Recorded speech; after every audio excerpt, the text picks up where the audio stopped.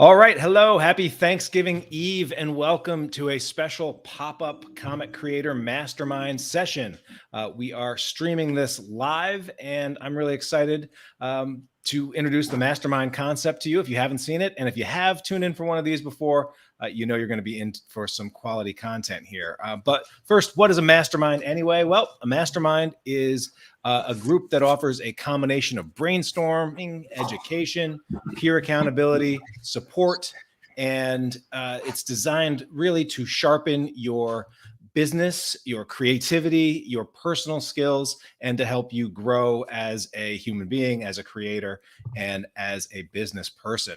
And a mastermind group is really a group that helps you and your fellow mastermind members achieve success. And so it's sort of all about the win-win concept that I know so many of you subscribe to. Now, this is what's called a pop-up mastermind group. And what's cool about pop-up mastermind groups is that these are a one-time event. The creators in this group may not know each other well or at all. And it's still, you will find that it becomes highly valuable and a lot of fun when you get the right people in the room, even if it's just for one night, even if it's just a pop-up. Now, related to this is the question, what is the Comics Launch Mastermind? Well, the Comics Launch Mastermind is something that is a little bit more of a longer term commitment and a longer term group where creators are getting together on a more regular basis. It's something that I've been running for coming up on 5 years now, just wrapping up year number 4. And I will be reloading and relaunching the Comics Launch Mastermind in the beginning of, the next month. We'll be re-enrolling and we'll kick off a brand new group in 2022, in January 2022. So if you watch this, if you enjoy the concept of the mastermind, if you want to know more about being a part of a mastermind group and making that something regular that you're involved in, just go to comicslaunch.com/mastermind at any time, get on our interest list, and we will tell you more about that. Again, I want to wish everyone an early happy Thanksgiving. I am really, really just thankful so much for being a part of your Thanksgiving and the opportunity to do that now. All right.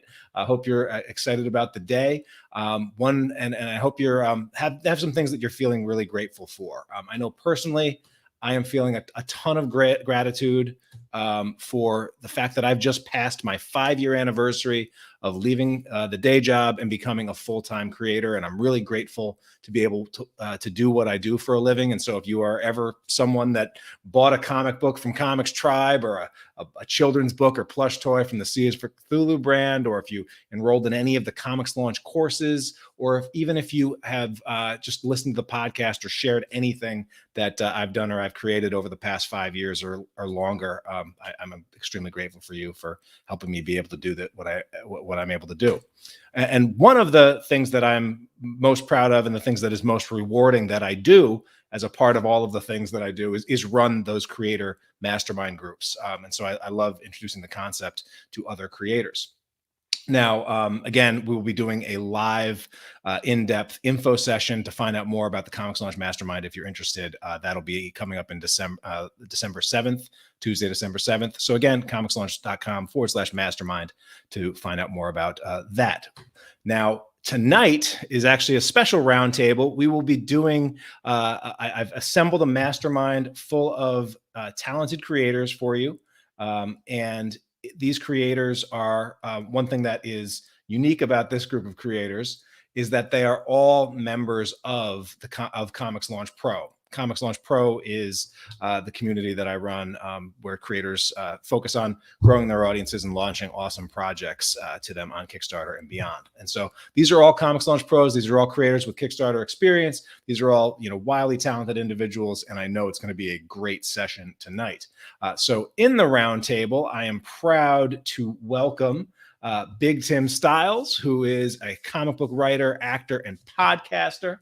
Shaun Keenan, who is the publisher of Comics to Movies and a comic writer in his own right. Chris Beck, who's a comic illustrator and graphic designer. Lynsey and Jayel Draco of Oneshi Press.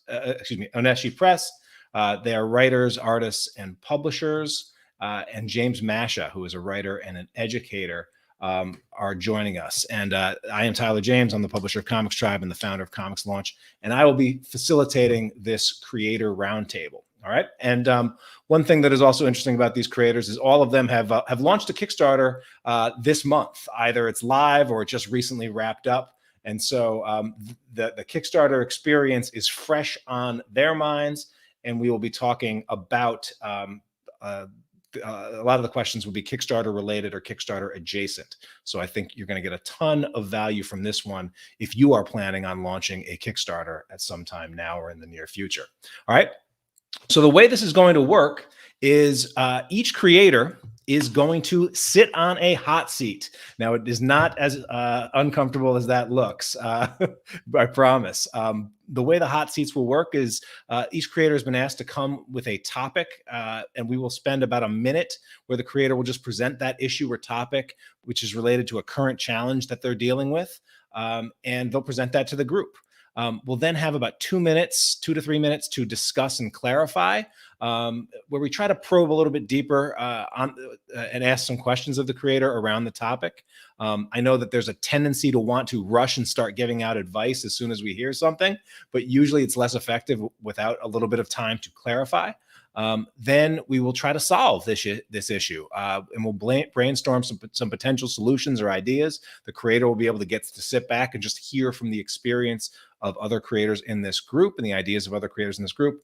And then we'll ask the creator to commit to sharing what ideas resonated and what, if anything, new actions they will take or look into or commit to doing as a result of our time together. So that's how a hot seat works. It's pretty straightforward and a lot of fun. We do have a bunch of creators in this group, and we do have a bunch of topics. So we may speed these up a little bit more than we might do it in the Comics Launch Mastermind, when sometimes these things might go 30 minutes or more on a hot seat. We're going to try to keep these hot seats to about 15 minutes per creator, so that we're not here all night, and so that we can add a lot of value to those watching at home. All right.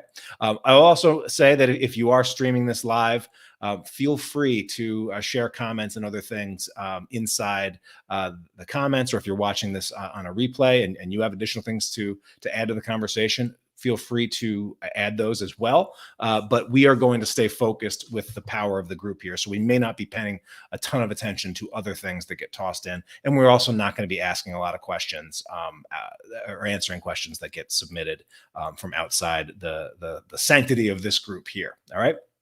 So with that being said, let's get rocking and rolling here. And we're going to kick things off with Big Tim, who has a issue around audience engagement beyond backing Kickstarter.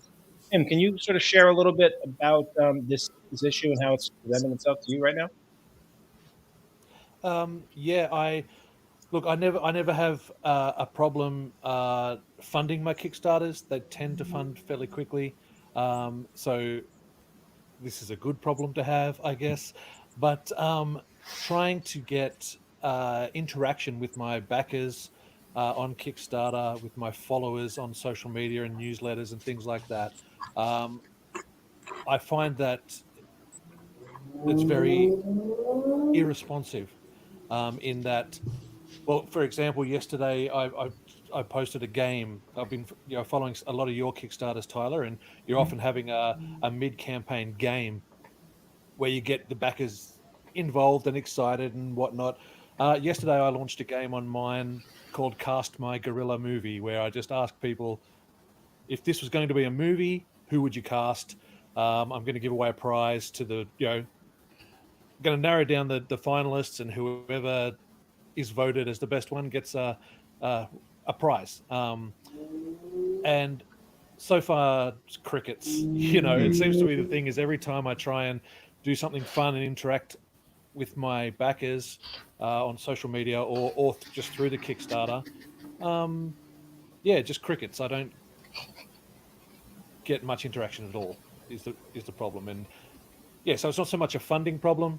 People come to the party. People seem to be enjoying my comics, but they just don't want to interact with me. Got it. Okay. Does anyone have a clarification question for Big Tim before we share some of our better audience engagement tips? Jayel, go ahead. So when you say that you're posting about these contests that you're holding, where are you posting about them? Are you posting just to Kickstarter updates, to people that are looking at the Kickstarter updates? No, I'm sort of going all out. I've been trying to focus to get my Kickstarter backers specifically engaged this time. So the contests are, you need to comment on this post, which means they have to be a backer of the Kickstarter.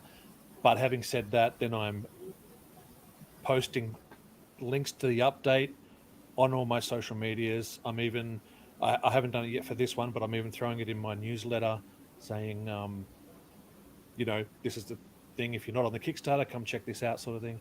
So I'm I'm sharing it everywhere I can think to share it to. I have a question. Chris, go ahead. Approximately how big is your, current projects like backer audience? Are you talking about a few hundred people, 1,000 people, less than 100? Less than 100. My Kickstarters usually hover around the 80, 90 backers mark, which is enough to get them funded and then some. So that's about the audience of the actual Kickstarter. I have another just half question related to that. Are these people you know well, or like what is the spread of people friends, family versus someone random on the other end of the internet? Yeah, look, off the top of my head, I would say probably about 10% of the people are people I either know physically or know through constantly speaking online or social media, that sort of stuff. A lot of names I recognize, but I don't know who the person is, so yeah. Okay, great. I think we have a pretty good idea of what the issue is. In terms of audience engagement, what I want to ask is, we're going to have Tim just sort of sit back a sec and hear how we might approach this, or we may also have a different take on this issue based on what we've heard from Tim. I want to start with Shaun, fellow Australian and rabble rouser and audience engager. What comes to mind in terms of this for you? Well, the biggest one I would say is, have you actually asked your audience how they want to be engaged with? So one of the biggest questions I actually asked on a previous mastermind is, how do I leverage someone else's audience? And it was literally as simple as just asking the question, do you like comics? What is your favorite comic? And all those really simple questions to start that interaction with someone. So that I'd put it back to you. Have you actually just reached out to your audience and said, how do you want to be interacted with? Do you like to just see me in front of the camera talking to you on a video like this? Or do you prefer, just random posts? Do you prefer giveaways? Like, what does your audience actually like? Or is that something you already know and understand? Okay, so surveying audience and trying to start there. Good suggestion again, and we'll come back to Tim after we just made sure to. We want to touch on different creators. I'm curious, Oneshi Press team, what in terms of engagement or anything that Tim shared, what came up for you? One thing that I thought of, was it's great, the idea that, like, if people vote, you pick from the people that voted, someone to win a prize. But you might also benefit to say anyone that participates gets this special thing. Mm-hmm. Then a winner gets this extra special thing.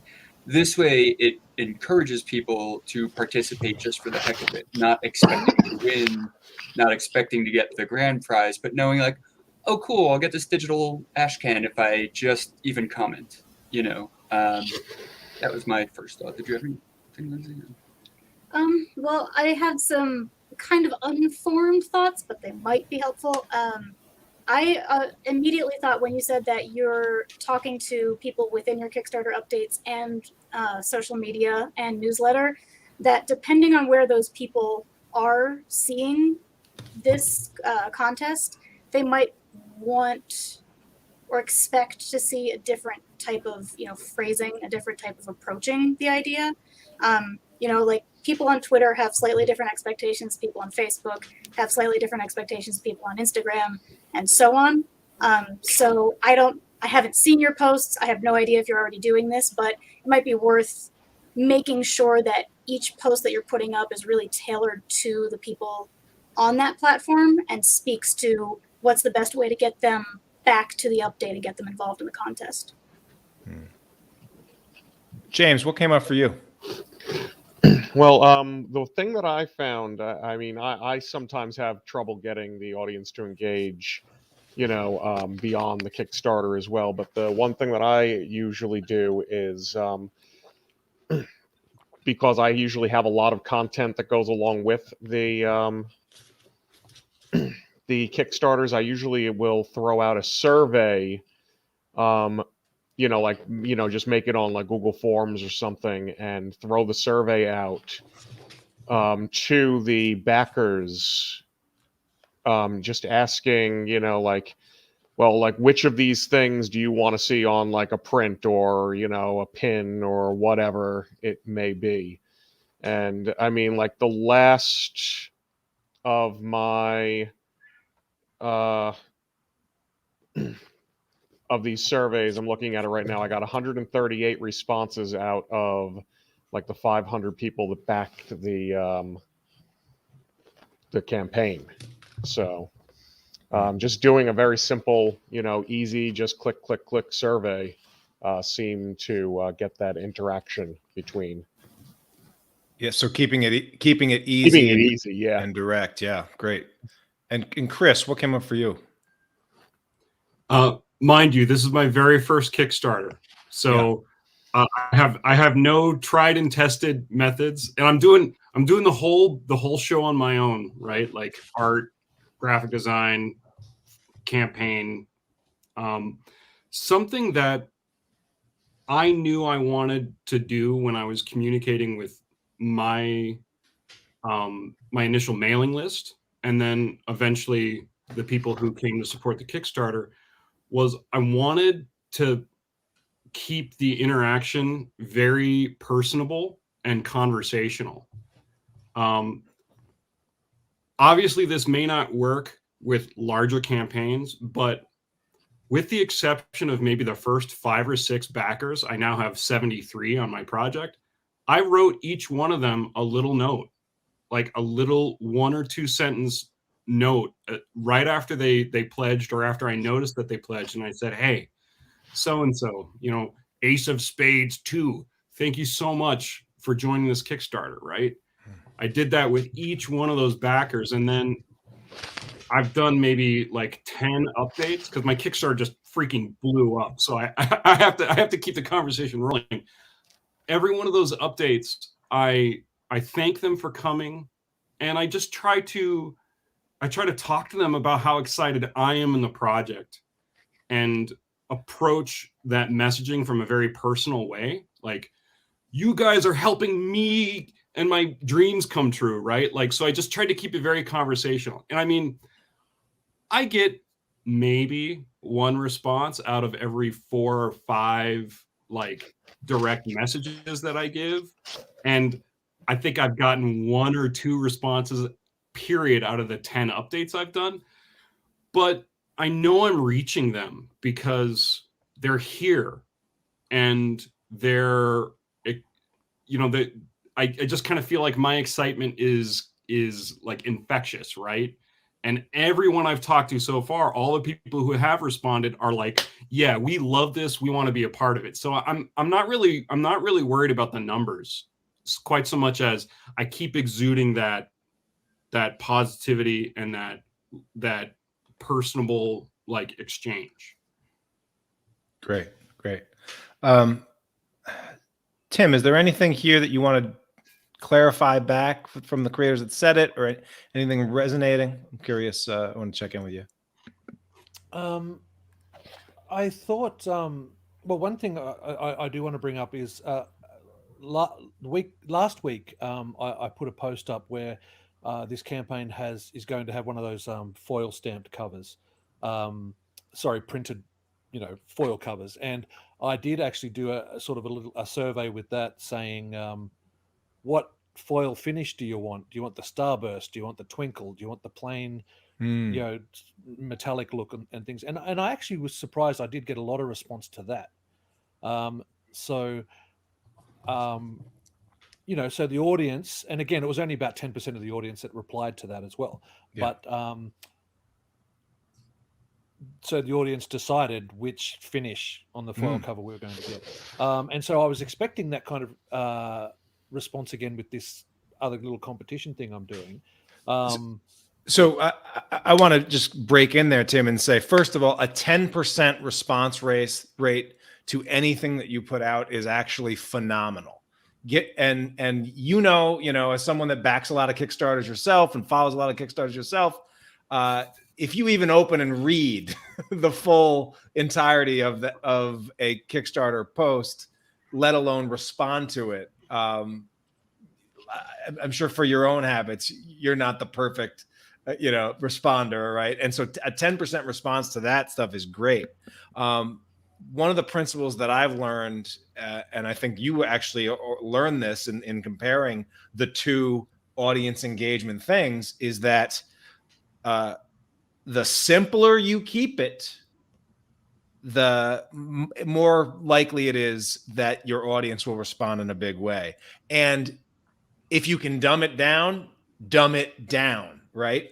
So I am willing to bet, so the idea of, hey, help me cast this book, where I'm sure your pledge is past backers that are very familiar with your stuff, but also some new backers or some people that backed your 3 other Kickstarters and someday they're going to get around to reading them, right? In a combination. So the ask of help me cast this book, which I may or may not have a very deep understanding of, or I may also not be the kind of person that watches stuff and my, like my wife, it's that guy, or he was in that movie with the thing, and that doesn't remember names and everything. So like very few people, even though it's kind of a popular thing in pop culture, I think very few people can actually do a good job just off the cuff casting a project that they have tangential relationship to.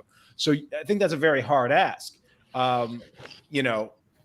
If it was an A or B choice, or A, B, or C, like it was with your help me pick a foil, and there's something in it for them, all of a sudden your response rates shoot through the roof. That's a really Does that make sense? point. Yeah, definitely. When I'm saying choose A, B, C, or D as opposed to, no, that makes perfect sense. Yeah. The other thing that, and it's, given your Kickstarter project, and we'll give you a chance to plug that in a moment. But the other thing I want to share and it's apropos for that, and I'm feeling very clever for it, but remember the power of monkey see, monkey do. Whenever I'm trying to get audience engagement on something in a Kickstarter, I always try to show an example or two of it beforehand. So, for example, during the recent launch of She was Ryan K. Lynsey's book, which is a Comics Tribe book that we worked on together. We did we did a 6-word bounties writing sort of engagement, and it got a lot of we got a lot of good submissions. Probably only 2 or 3% of our total backers, but it's all about scale, right? But it was kind of a higher ask, a little bit cerebral. Ryan K. Lynsey, he's a cerebral guy, so it's okay. But we sort of reached out to a couple of our writer friends in advance and asked them to give us some examples so that we could show those in the post before we then asked our backers to start contributing 6-word bounties of their own, so that they could see it and be like, oh, it's 6 words, okay, it's 6 words put together, and I get that. So That's another thing that, the more visual, and I'm not sure if when you asked about the style of foil that you could do, if you showed examples as well, but that will also get engagements up if you can just show examples of things and make it clear. Does that make sense? Yes, it does. And I very much based my this competition and the way I laid it out and everything by analyzing the 6-word bounties from the She campaign. So yeah, but that does make a lot of sense. Yeah. Yeah. Anyone else have any final thoughts or just engagement ideas, things that have worked to get people to get the backer who, is usually quiet to step up and come forward and engage? For me, I've been using these live streams and videos a lot more. So with our last project, Fractured Shards, we were able to really connect with the community by doing videos. And then with the backers, we were actually sending out we're using StreamYard at the moment. We're sending out certain backers StreamYard links to let them join in on the conversation. So it then incentivized them to actually come to our live meetings and that type of stuff, because they got the opportunity to jump on and talk with us about the project as well. So that's probably the best interaction that I've been able to build out of all the projects that I've done so far, is really use this live video type of streaming service. So yeah, great. All right, Tim, just sort of recap for us, what are you taking away from this, and what might you try next or differently the next time?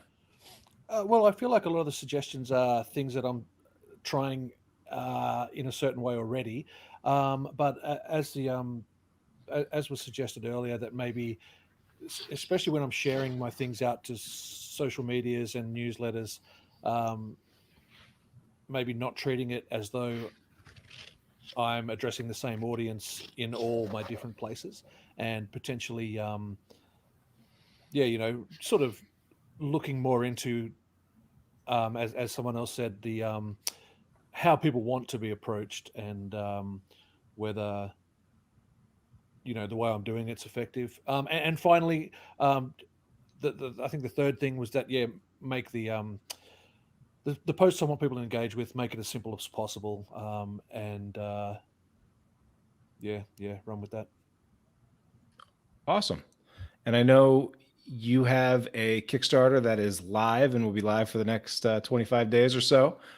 Just can you give the 30-second pitch and what the book's about and who's it for and why it's cool? Okay, this is the latest issue of my Gorilla My Dreams franchise, I guess you would call it. It's sort of a homage to the 90s comics that I grew up and I love, when superheroes would team up against a threat. Everything about this is just fun. Big Trouble in Little China meets Batman the Animated Series, meets Hellboy, and a bunch of different covers. As I said, the foil cover, because I was such a big fan of the foil covers in the 90s. I've got 2 strong art teams that are doing the story that's told in 2 parts. Every stretch goal we break is more pages to store, more story pages, and I think that sums it up quickly. Awesome, Tim. Well, we'll definitely make sure people can check that out, and we hope they will. All right. So thank you for that hot seat, Tim. We're going to now kick it over to, we're going to kick it over to Shaun, because you know what? We can't get enough Australian of that Australian accent. Shaun, this is related. You have an issue that's related to sort of a transition or a partial pivot from creator or solo act to publisher that you've been sort of engaging in over the past couple of years, and I know you're looking to level that up. Can you talk a little bit about what's on your mind there related to the topic and how we might be able to help? Yeah, so Comics to Movies started out with just myself doing a series called the Extreme Champion Tournament, we've kind of branched out into several titles now, and now we're looking at publishing other people's books. So the current Kickstarter we've got up at the moment, the 13th Labor, is by a creative team that I've had no creative input in with at all, and we're just publishing their book. So transitioning from that creative side to becoming more of a publisher, I'm just kind of wanting to, gauge the people out there and the other creators, what I should be aware of, and what creators are looking for a small publisher. So I want to be very upfront and honest and let them know that I'm not a massive publisher and everything, but there's certain things that I can help with and expand their fan base on and help with Kickstarters and those type of things. But yeah, just kind of wanting to gauge, well, what would be the expectation of creators out there. So I have done a couple of posts out there, and it's quite interesting to see some of those responses. Yeah.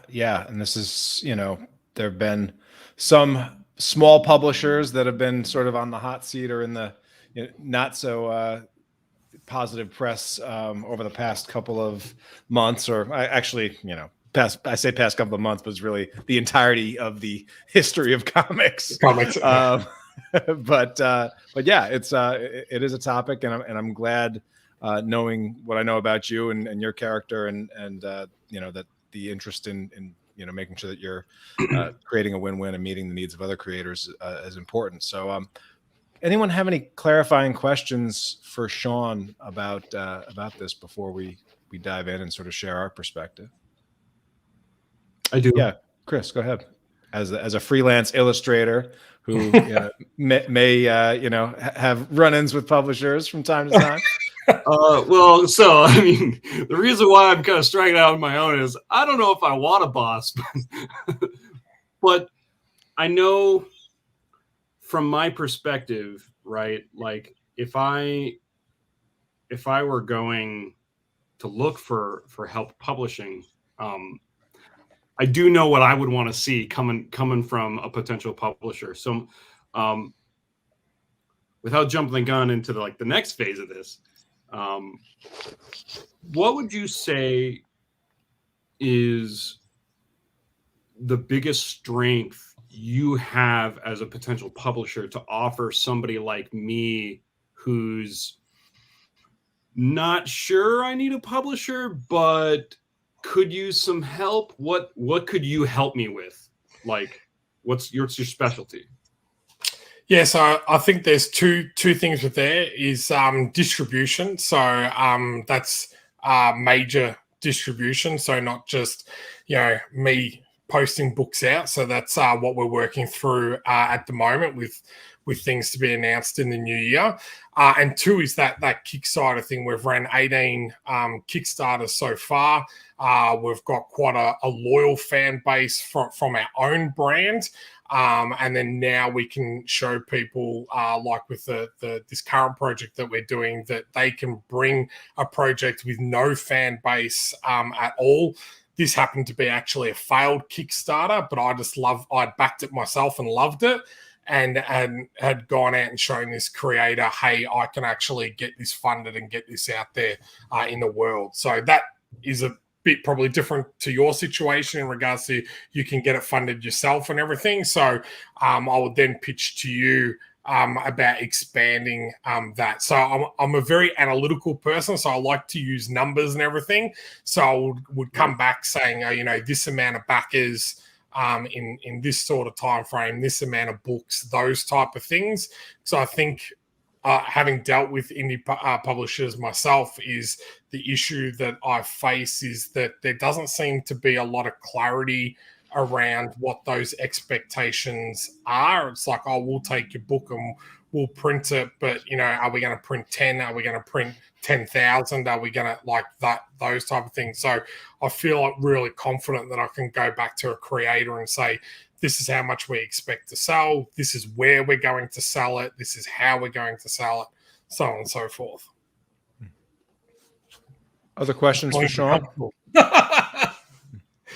It's not called a hot seat for nothing, my friend. So- Jayel, go ahead. So do you have you worked out and thought out for yourself what you are both willing to do for someone you're publishing, but as well like what you're really capable of doing? Do you have that well defined? I mean, that's just the first thing I would make sure that if not, like, is there a holdup? Are you not sure? Is it in development? Yeah, I think the biggest thing for us is that we're looking at publishing books that are already completed. So we're not at a position where we can turn around and say, hey, we will pay you to finish your book and get your book out. It's more that, hey, if you've got a finished book and you're struggling to get it out into the world, then we're here to help you facilitate that. So I don't want to give away my trade secrets, but I've been going to certain places. As I just mentioned before, the 13th Labor happened to be a failed Kickstarter that I really enjoyed, and reached out to the creator directly and said, this is what I can do for you. We've got a couple of bigger profile projects that are already in the works as well, which we're hoping will then show to people that we can get to that next echelon. So we've got a tie-in graphic novel with a film franchise called Occupation, which is an Australian film franchise here. So yeah. Okay. I want to see. Well, let's Shaun sit back and listen a little bit. And I know there's probably some experience of working as publishers, but and self-publishers, but also pitching publishers and working with publishers. So I want to bump over to James, who's been in this world for a while. Answer that question? What's the most important thing that creators need from a small publisher or want to see? I think that what creators want from a small publisher is to be able to get their work out there and to know that they're going to, be able to, see this project out to fruition. Okay, not just like, hey, this is the work, and what can you do with it? It's we want the work to get out there. We want to know that we can monetize it in some way, that we're going to, at the end of the day, people are reading it, people are enjoying it, and maybe there's a couple of bucks in my pocket. That would be the thing. And I mean, like, I'm actually transitioning myself, trying to do this a little bit myself, working with Mike Dolce, actually, of Sire Studios, and we're actually going to be putting together for next year. We're starting to try to go from creators to publisher, and we're starting with a couple of anthologies. We're going to just get some people's work, which we already have in the works right now, and putting them together into a couple of short anthologies and seeing how that goes before we do individual books. Tim, I'm curious what came up for you. I think because I've tried pitching my Guerrilla book to a couple of small publishers. I think for me, I would, as you know, Shaun, I'm a big fan of XCT. I've got every issue, every trade that's come out. I love it so much. I think personally, off you, what I would like to know is these other projects that you've been doing, Fractured Shard, 13th Labor, how are they measuring up to, not something that you need to answer now, but how are they measuring up sales-wise compared to XCT? I mean, as you know, I'm on board for everything. You know what I mean? I've got Fractured Shards, I've backed all your books. So if I was coming to you with Girl in My Dreams, I would say, well, how are these other things measuring up to your flagship book? I think the other thing that I would want off a publisher, and I don't even know if this is a big ask because I still feel like such a baby in this game, is that communication. When I've pitched, every company I've pitched to, again, it's a continuation of my problem, just crickets. I don't know if people just don't like talking to me. I don't know, but and I know that's not being my history as an actor as well. I know you audition for something, if you don't get it, you're not necessarily even going to get a response. So I do understand that's part of it all. But look, those are just my thoughts that have come up. Yeah. Jayel and Lynsey, I mean, I'm curious, this is something that you guys have had to sort of think about these things as well. And as publishers yourself, how have you approached this, and what insight do you have for Shaun? Well, this is piggybacking a little bit off of what a few other people have said, but I do think that the thing we've learned the most from working with creators from the publishing side is just clarity. And specifically clarity in communication about what you are able to do, like how far backwards you are willing to bend for the people you're publishing.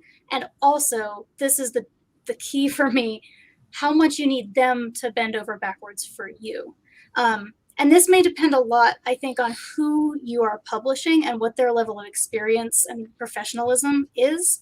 But there are some people out there who think that if you are a publishing company and the word company is anywhere near your name, that you are like a corporate monolith with, unending resources of time, people, and money.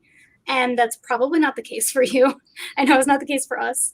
And then, there's some people who have been publishing indie comics on their own for a while, and they understand a little bit more about the ecosystem that exists for indie publishers. But I find that it's, like Tyler just said a little while ago, when it's possible to dumb it down. Make it very, very clear what you are willing and able to do as a publisher and what you need them to do. If you need people to promote the project a certain way, tweet about it a certain number of times, tell them. If you don't lay it out, you are unlikely to get it. And it can be frustrating to feel like you're holding people's hands, and some people might be frustrated if they feel like you're holding their hand, but I find that it is better to lay everything out and have all the expectations very clear than to be frustrated at the end of any project because you didn't have all of those details worked out.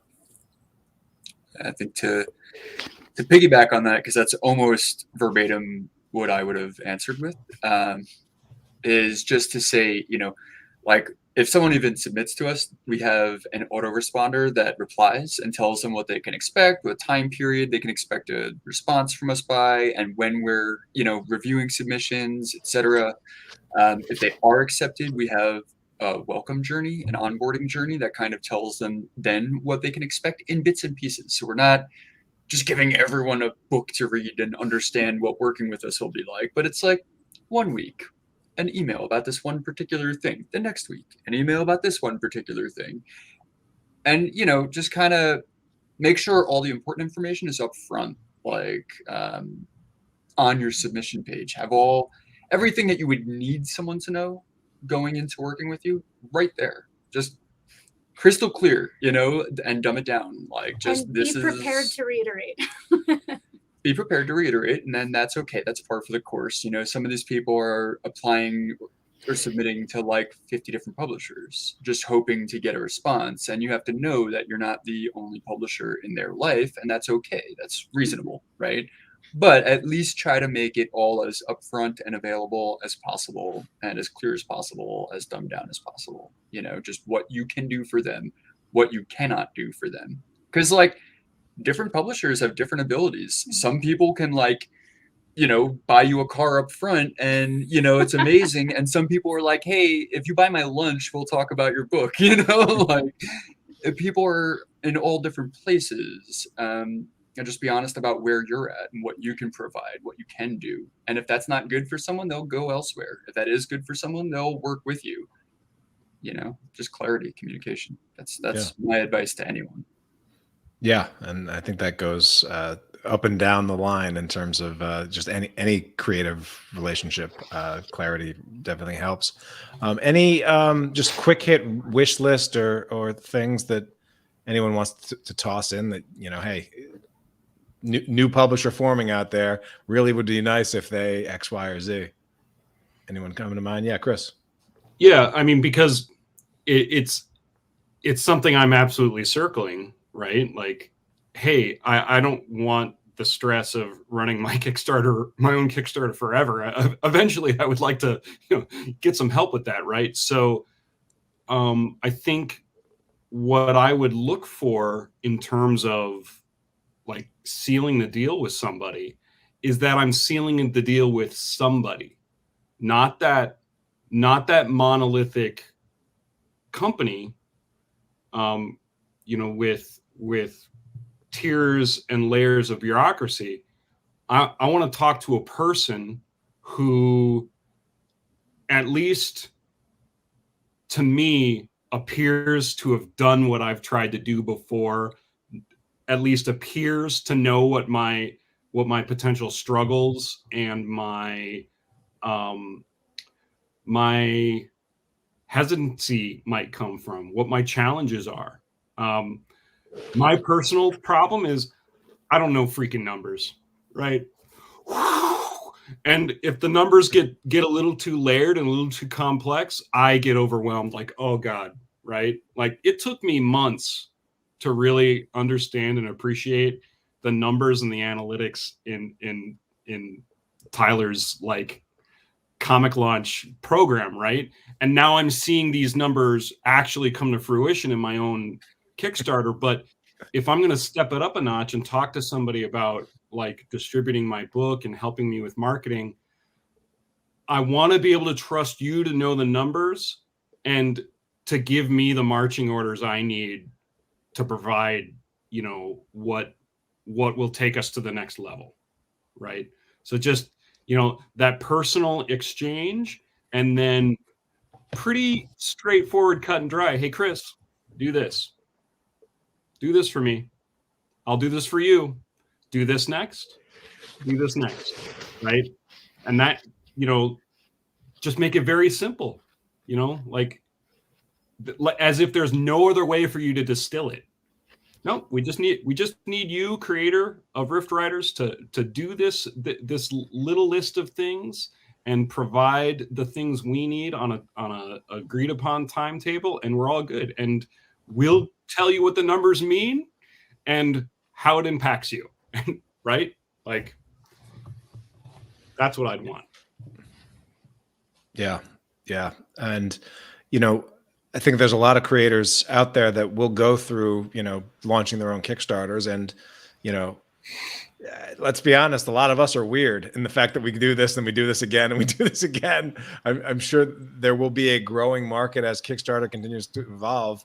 And I am seeing more creators that are and publishers or pseudo publishers that are filling that gap for the creators that don't want to do all of the hundreds of things that we teach inside the comics launch course, and that you actually go into a successful launch. So, filling that gap there is key.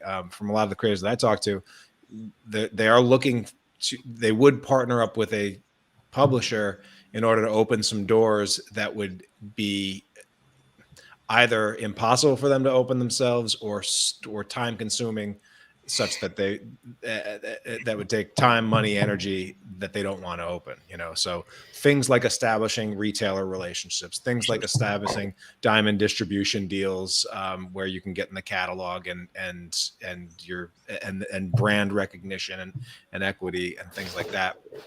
And then also I know a lot of creators, most are going to at some point, usually pretty early on in the process, want to see a legitimate contract and have that contract, hold up when they get someone like Gamal Hennessy to review it, or their lawyers to review it, and then to have it be, on par with what some of the other, publishers are offering as well. So those are some things that I know I hear from creators as well.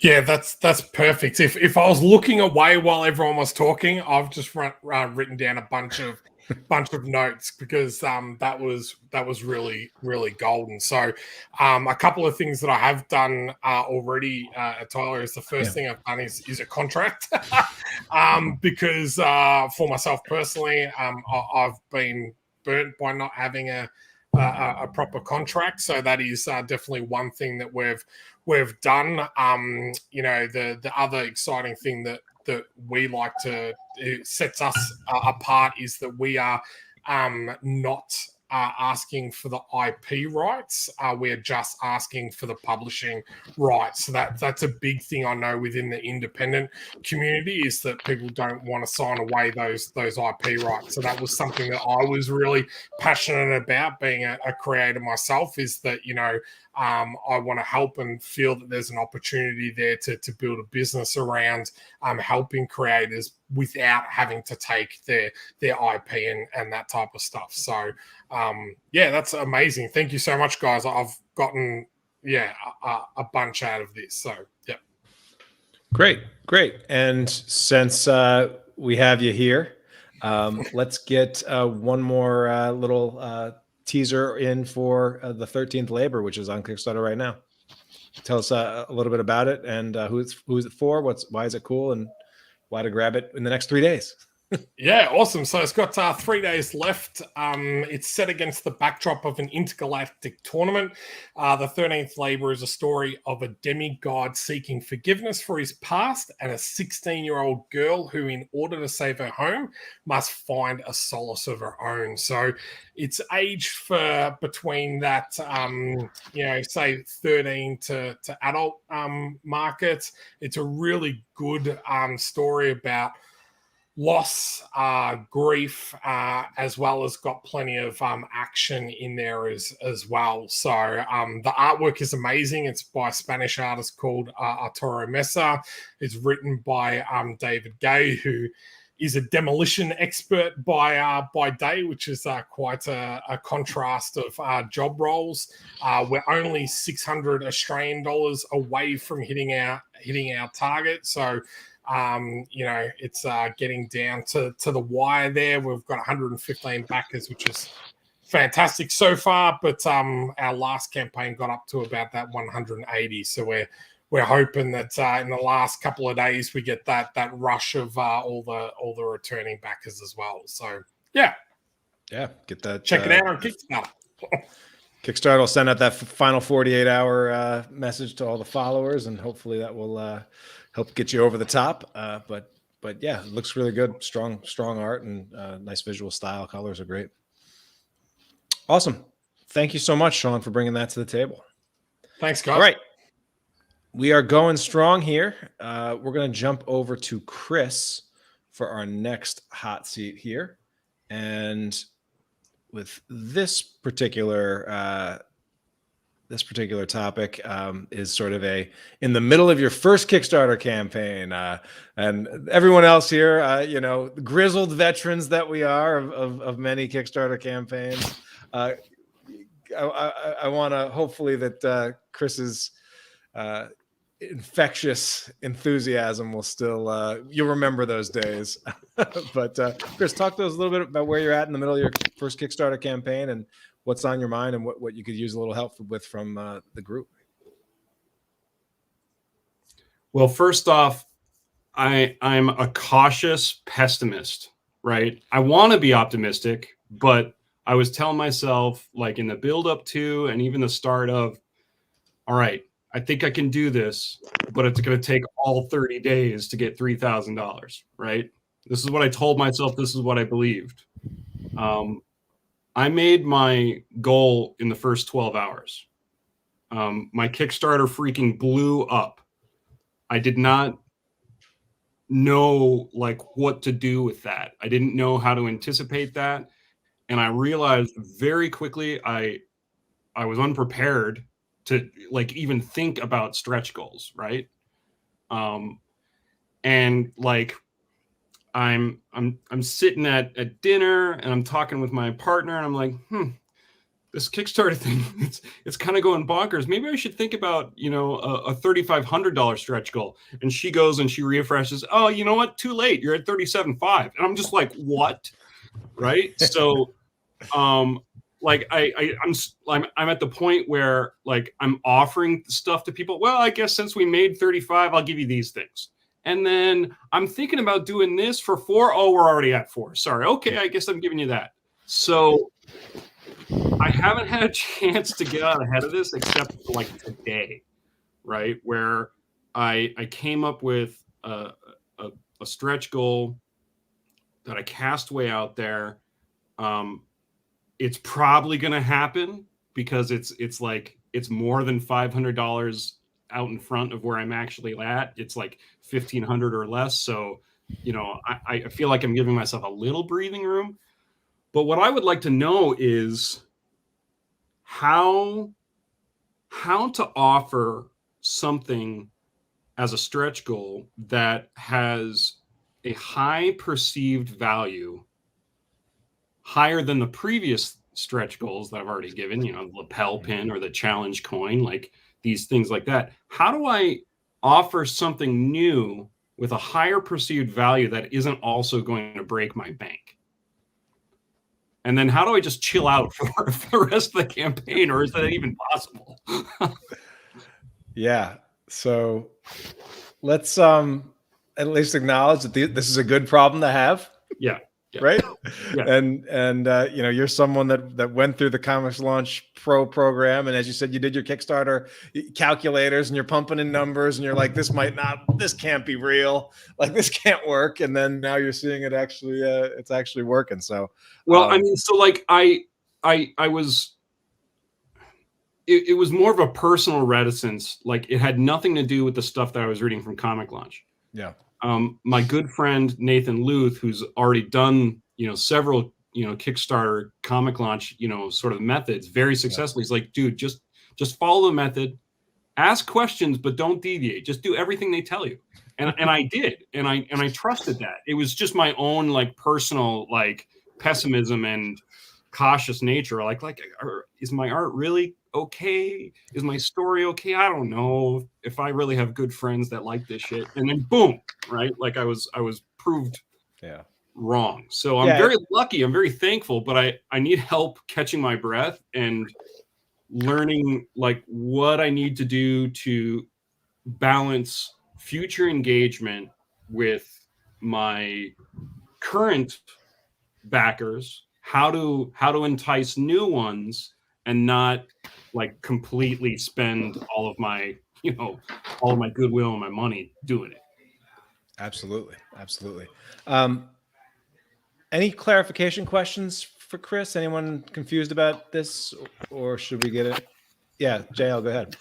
Just as a quick clarification, have you given out any stretch goals so far? You said something about lapel pins, maybe that was a stretch goal. Okay. I've got 2 major stretch goals down. I have a little character lapel pin. They've already earned that. I've got a challenge, like a metal challenge coin. They've already earned that.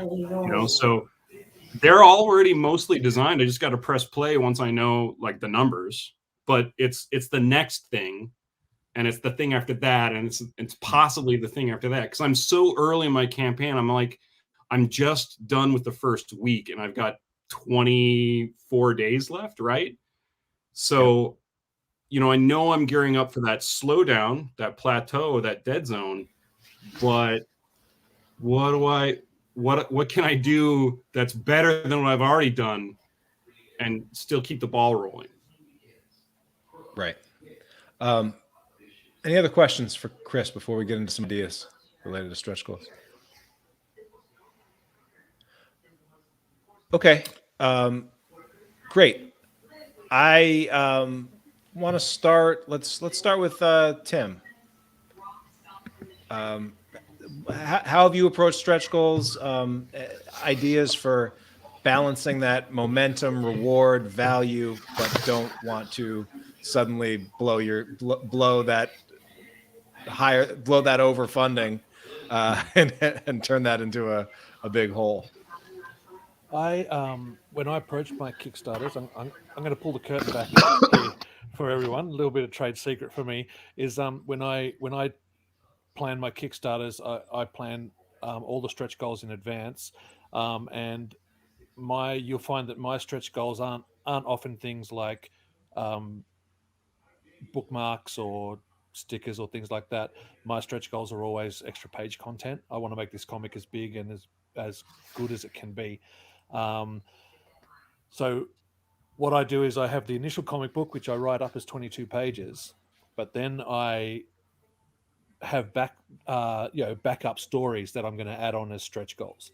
So my minimal project is the core story, 22 pages. You've got your story, and one of my Kickstarters we actually didn't get past that, and so the comic book's 22 pages, and the other ones have all blown out to like 34 pages each with the extra stretch goals.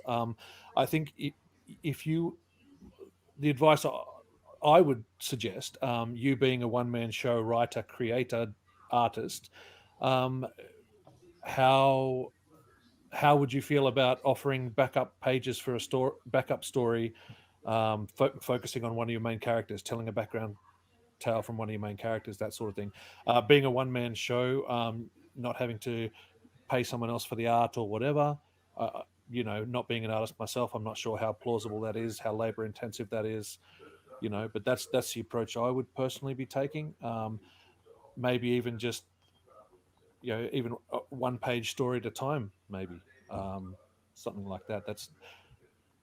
That's where I come from, because I factor all that in from day one, because I don't want to be throwing money to all these different distributors for postcards and badges and all this sort of stuff. Sorry. So that's my thoughts. That's where I come from anyway. So, Shaun, what came up for you? Yeah, I guess the one thing that you'll learn after doing one Kickstarter is to pre-do those stretch goals beforehand. The one thing that I've learned doing so many is that first stretch goal I always offer as a digital reward, so that not only do my digital physical backers, but my digital backers get something extra. So that one doesn't usually cost me anything because it's digital. Two, it doesn't add any weight or anything like that to a parcel, because now your shipping costs are going to blow out with the more physical rewards you give.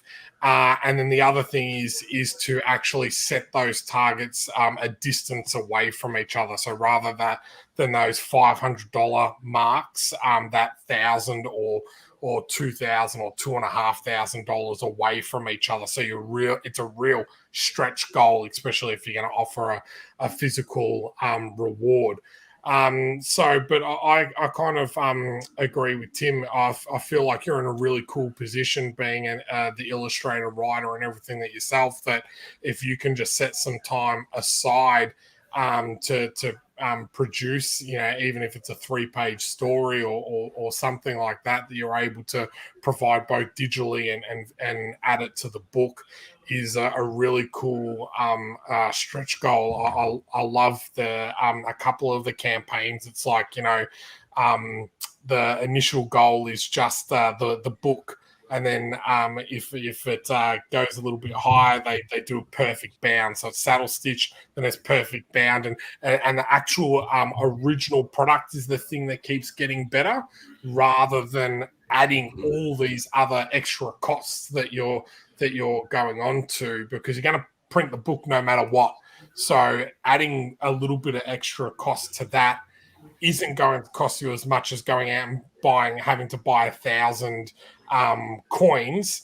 That then not only does it cost you for the coins, that you've now upped your level of shipping, because that's gone from under 300 grams to or ounces. Sorry, okay, I'm Australian there, and it's upped you to that next shipping level. So that's what I would kind of recommend. I can't draw to save my life, so I have to go out and pay someone like yourself to do these cool extra things. So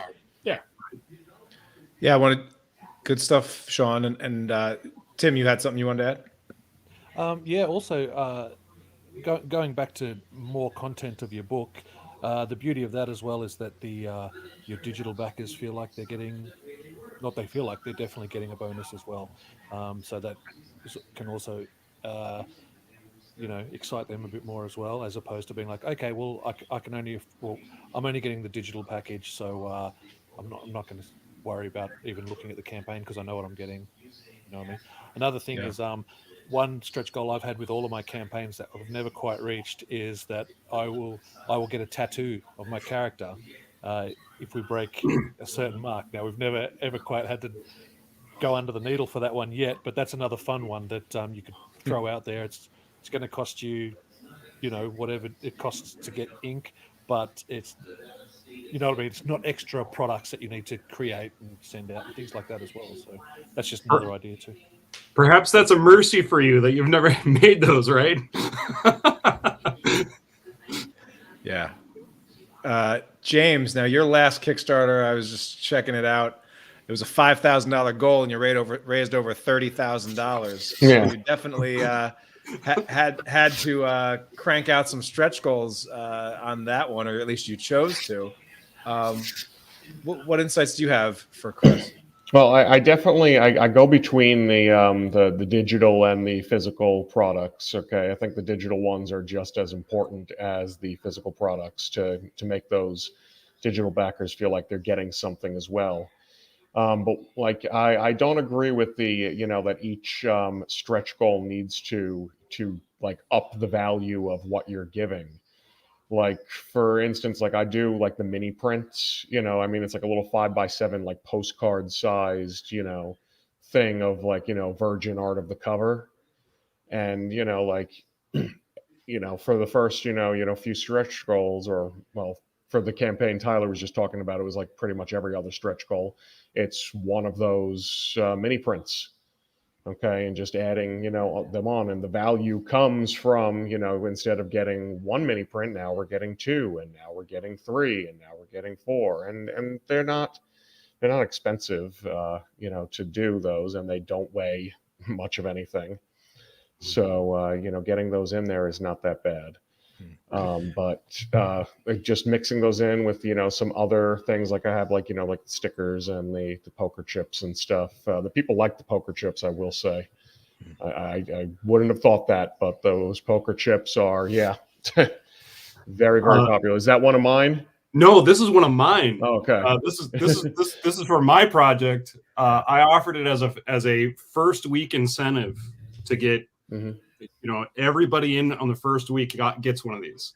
Yeah, those for some reason, I don't know why, but those poker chips, I mean, well, it's collectible, right? Like for this one, my main character in the logo. Next one is going to be a different character in the logo. It's going to be a different color, right? Like, and then if they see me at the convention, I can say, hey, if you got all three, I'll give you a comic for free or something like that, right? Yeah. Like, it's currency. Yeah, and Chris, I really want to emphasize that concept that James just shared, that he's not trying to, okay, well, $20,000, we have to have a $20,000, value one, and at 15, it's not like that, because let's be honest, like the value of certain stretch goals, the value of something is going to be different to every different backer. For some backers, the mini prints go immediately into the trash, right? And because they're just there for the comics. For some backers, like they go nuts for stickers and tchotchkes and all of that other things. For some backers, they would just rather you, like enhance the paper stock, or enhance or maybe add something cool to the book. So don't get hung up in that everything has to be bigger. Well, the other thing, just to add, because Tim was talking about the adding the content to the book. I always have the added content to the book as well. That's one of my stretch goals, and I always factor that in to the cost of the book before I even start running the Kickstarter. So like my intention is like this book is going to be 32 pages. And whether or not they don't need to know that at the beginning, but that's the intention. Yeah, Yeah. and that's the intention of the exercise we took you through in the comics launch course of, outlining your the greatest conceivable version of your product, but then also like what's the minimum lovable so that you have something to work up towards with your stretch goals and other things. Jayel and Lynsey, stretch goal strategies and ideas and things. Anything additional that you want to add to this conversation? Yeah, well, and it maybe has taken us like 9 Kickstarters to understand this, but I think you don't want to you don't want to lose for winning, is like a really important thing to remind yourself. You don't want to start losing because you're doing well. If you're giving out stretch goals that now your profit margin is decreasing as your Kickstarter is blowing up, at the end of the day, you're making less money than if you just didn't pass that stretch goal. Like, it doesn't make sense, Yeah. Um, Yeah, I've seen examples of creators where like they set the stretch goal and we'll give you the second issue for free, and it's like, wait a minute, if we hit this, and then it's like they're closing up on it. It's like, you realize if you raise $100 more, it's going to cost you, $5,000 more. Like, you'd be so much better off not to hit it. Yeah. Right. so I'm yeah, guilty of that one. I would just Yeah. say, That again, with the minimal lovable project with the greatest conceivable project, like, it's cool to like have it in mind what you wanted to do anyway.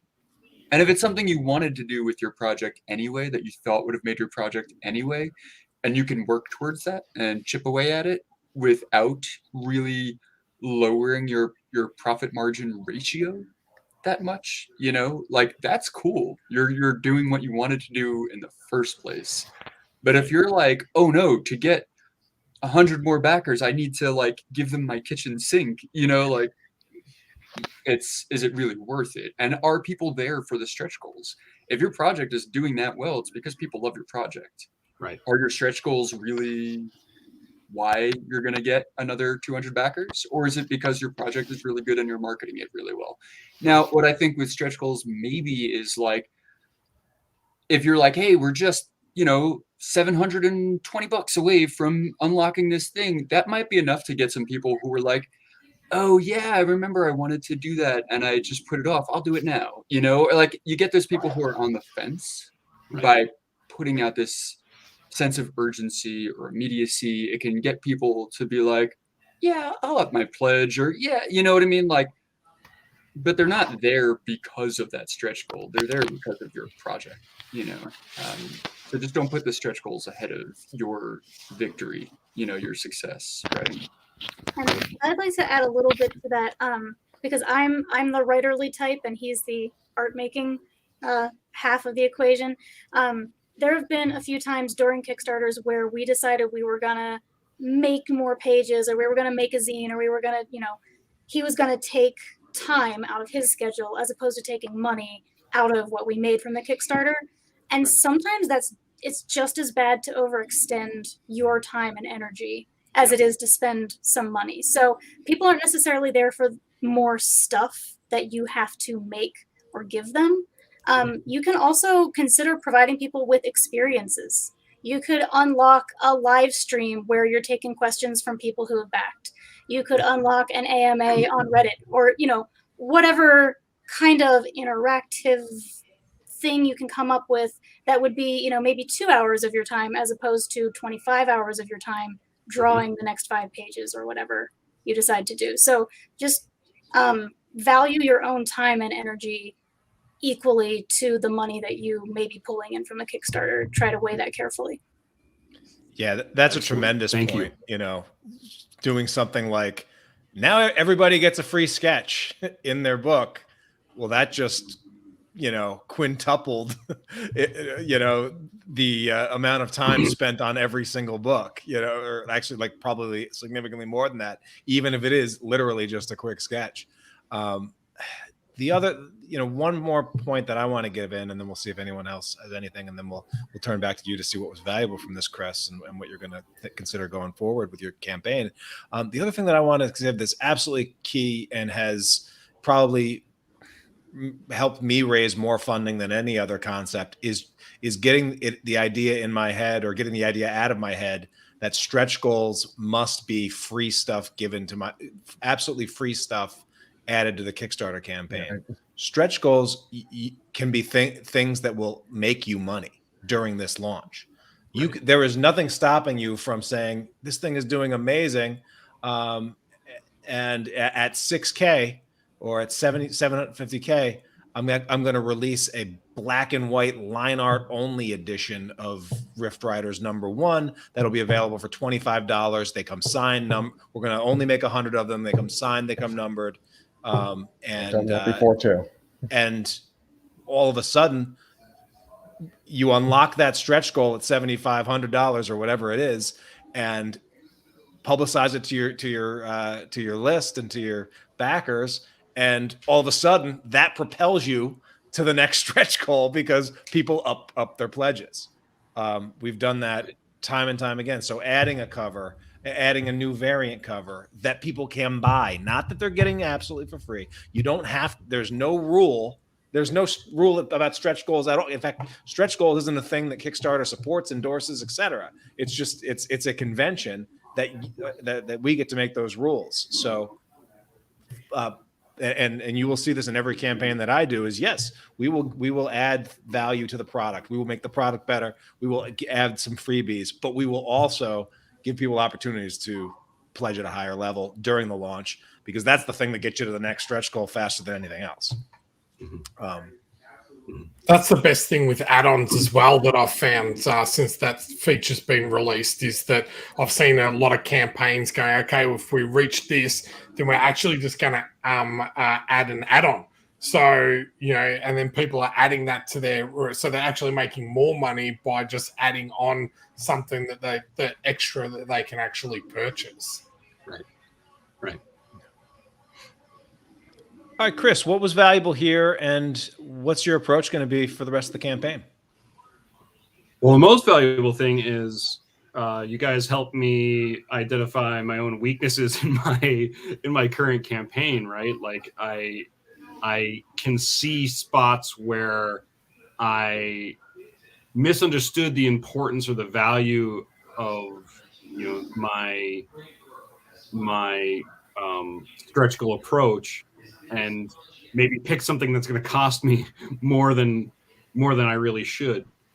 But I think what I learned the most, and I think I can still pivot to, is leveraging the things I've already created that aren't going to take me any extra time, and just scale those up for people, right? Like I have an add-on for pinup postcards. Well, I could just, as a distant stretch goal, just say, well, now everyone gets them, or I'm adding them to the PDF that I'm going to offer everybody, right? As that incentive, leveraging the things I've already made so I don't have to make more.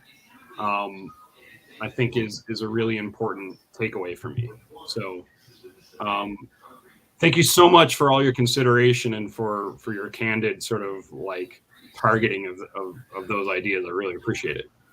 Yeah, thanks for bringing it up. And as a lot of things that, for those of us that have done this a few times, become second nature and things.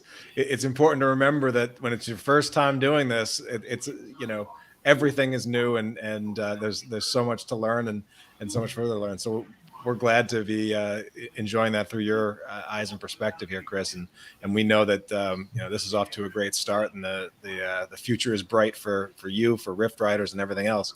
And so why don't you take a second to give us the high concept of Rift Riders, and tell us about the Kickstarter that's live for another couple of weeks. Hi, Comics Launch Fringe. This is Chris Beck. I'm the creator of Rift Riders, a tale of space pirates and cowboys, live on Kickstarter right now. Rift Riders is a swashbuckling sci-fi action story with shootouts, spaceships, and talking animal people.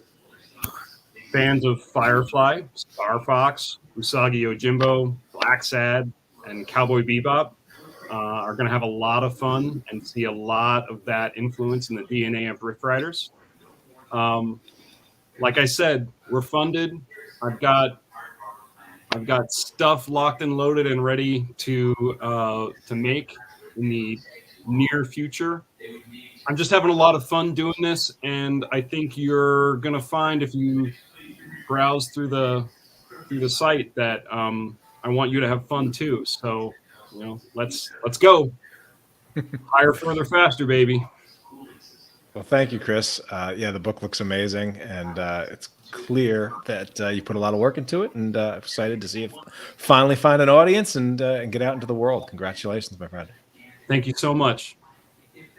All right, we are going strong. We have 2 more hot seats to get into, and we're going to jump over to our pals Lynsey and Jayel, talking about new products and product formats beyond comics and how to get your audience involved. Talk to us about what's on your mind here, and tell us more.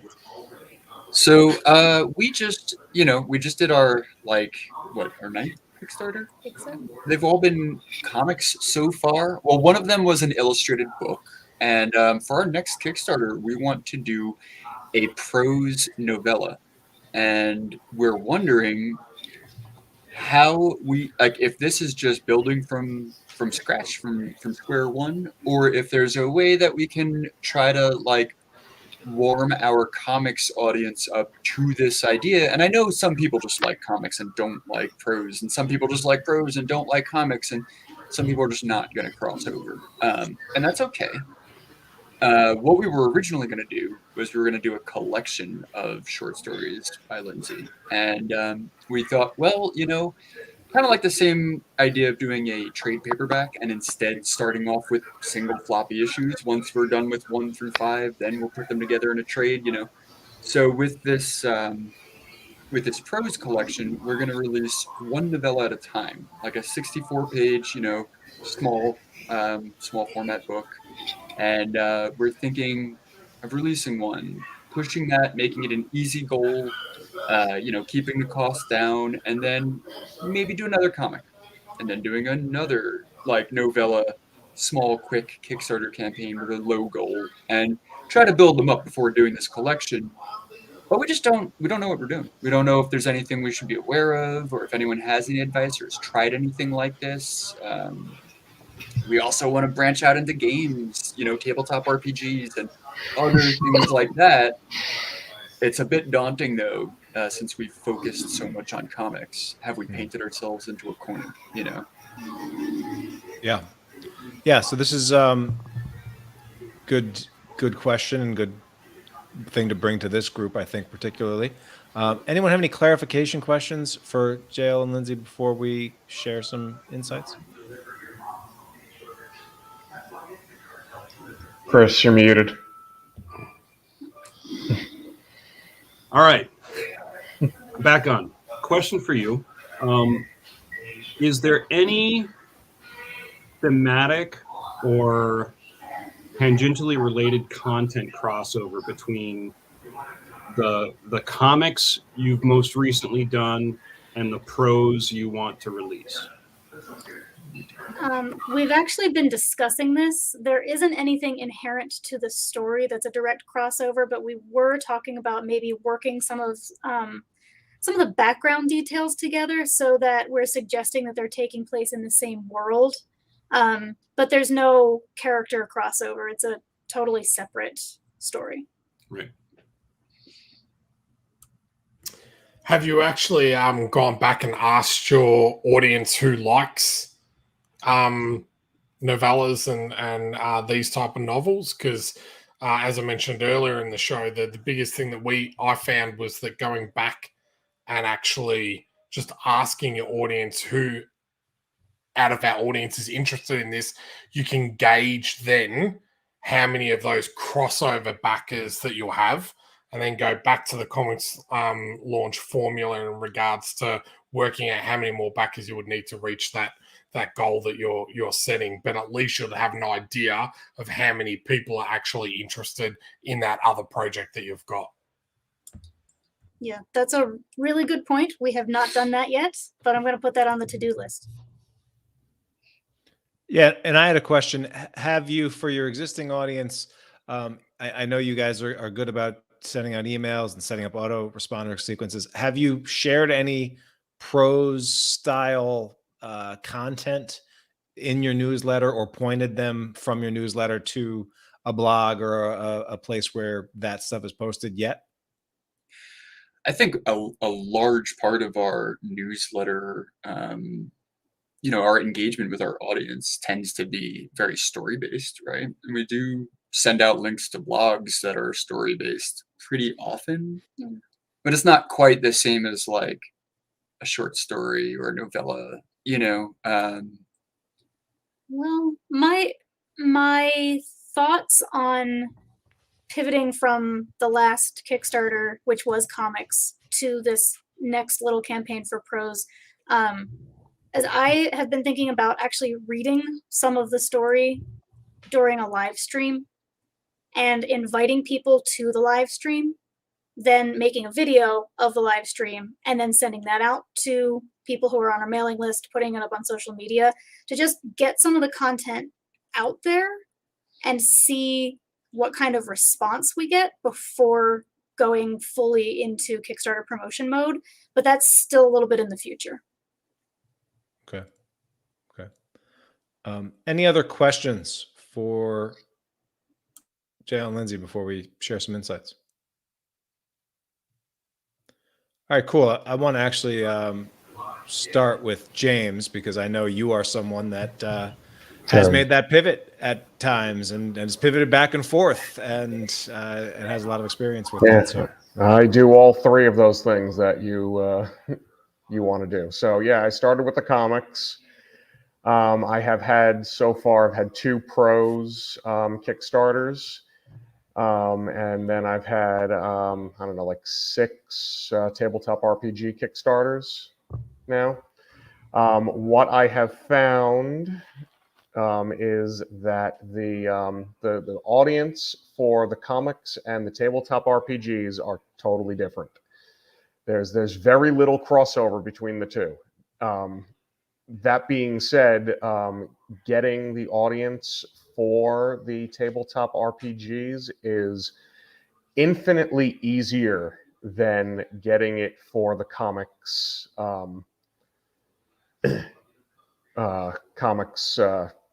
Kickstarters and everything. To give you an idea, my mailing list for the tabletop RPGs is twice as big as my comic one right now, and I have been working on it for a lot less time. Yeah, just to give you an idea of that. And how about the prose? Where does the prose is the one that I'm still struggling with. I have most of the people that backed for my prose stuff are from my comics list. However, like where my comics are making, I mean, now we're into, the tens and 20,000s. My prose, my 2, both are about $1,200 each. So it's like infinitely, it's a lot less. And the number of backers also is obviously a lot less. And I don't know. I don't know why. I don't know how to fix that myself. So you said that you have a separate list for the comics and for the tabletop RPGs. Yes, Did I you do. also create a separate list for prose? I have not. Oh, that's just strictly on your comics? Yeah, it's still mainly because I've tried building a list specifically for prose and I can't do it. I don't know. Again, I don't know why I can't, but everything I've tried, I've not been able to build a list for it. Cool. I want to jump over to anyone want to share any thoughts or ideas, even if you don't have sort of this particular experience. The experience. I know, Tim, you are sort of a multi-talented, multi-interested creator. Thoughts for these guys on bringing an audience that came for one thing and taking them over to something else? Look, I'm not the guy for this question. I've tried. I tried a Gorilla My Dreams poster book, which failed pretty hard. But then I did a Dungeons and Dragons zine for the zine, Zine Fest or something last year, which was pretty well accepted. Not as well accepted as my comics, but but I think the attraction there was that I also kept my Dungeons and Dragons zine gorilla themed as well. I do the gorilla thing. I have a copy of it. Oh, nice, thank you. So yeah, I don't know. I basically took the comics launch approach to both of those, even though they're not comics. And I really don't have answers why. I would have thought that the Gorilla My Dreams poster book, with the following that I've got, would have been a hit, but it wasn't. Whereas the D&D zine, which I was really not expecting to do anything, did okay. So I just guess you got to throw things at the wall and see what sticks. I got no real advice. Sorry. Yeah, well, no, I think you actually did make a good point though. Like, is like right now, there's no category on planet Earth that gets funded at a higher success rate than comics, because I believe that there is no category, with maybe the exception of games, that has more veteran Kickstarter creators in it that have really learned this. And so when you compare the average comic book Kickstarter page to the average prose page, it's not surprising that only half that literally, like, the success rate for prose is like half what it is for comics. It's like 35%. So most prose projects fail. But I think that's because most prose Kickstarter creators don't take the same level of seriousness and approach and design aesthetic and understanding of the platform and how it goes to their Kickstarter campaigns. So I want to encourage you guys to apply everything that you've learned launching comics, and understand that Kickstarter is that visual platform. And so you definitely want to, even if it is mostly prose, how can you tap into Jayel's art expertise or other artists that you have, or ways to make the page jump alive and tell your story with visuals, even if it's mostly prose as well. That'll really go a long way. I mean, Shaun, you're someone that, in sliding into being a publisher, but as someone who has like a hit that you got known for, but you've also had to like do this thing where, hey, we're trying to get people excited for new properties. That's exactly what I was going to say. I think I was a little bit naive, thinking that I did really well on this, that I was going to just straight away do really well on this other project, even though it was in the exact same field and very similar content. So I'm big into mythology and all that type of stuff. So even the premise of the stories were fairly similar. But I think the real simple and easy answer to this question is you need to cultivate an audience like you do for any other project. So and sometimes that takes time. Takes effort and all that type of stuff. So, the one thing that I really value about the Comics Launch Pro course is it talks about, well, who is your ideal customer? What do they look like? And where can we find them? And all of that just transfers over to that Prowse genre. I don't pretend to know anything about that category, but it is about going, what are they into? Where are they? What are they reading? What are they interested in? And how can we reach them? And then once you figure out that, then your Kickstarter's a no issue with it. That sounds too simple, doesn't it? Yeah, no, that's really helpful, actually. That specific ideal customer workshop. Yeah, the designing your avatar. Yeah. Might be a slightly different avatar, so. Yeah, I think it might be a little naive that I was hoping that the avatar we've already been talking to with our, interaction with our audience might be someone who would like this as well. Yeah, that's Yeah. I think as you were Unfortunately saying not. that, kind of clicked. Yeah. I was like, we might need to redo that workshop. I think that the biggest issue that we fall into is not going through that whole process again, and that's the biggest thing that I've found launching several projects is I just went, okay, I don't need to go through that process because this is who I'm targeting. Not really sitting down and thinking, going, actually, that's not who I'm targeting. That's not who's going to read this book, and that's not my ideal customer.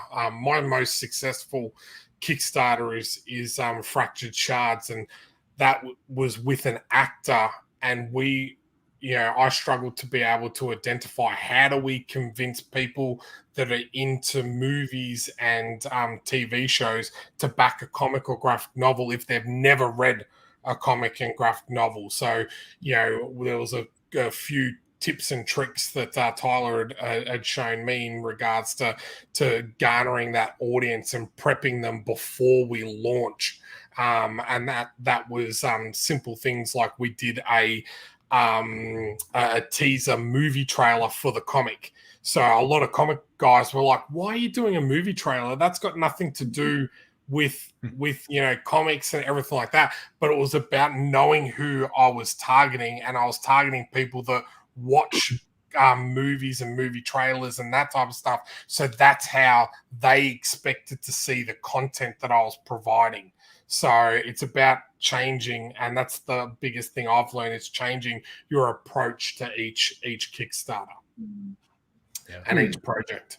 Chris, anything you want to add? Yeah, I have the vast amount of my professional graphic arts experience is working for a board game company.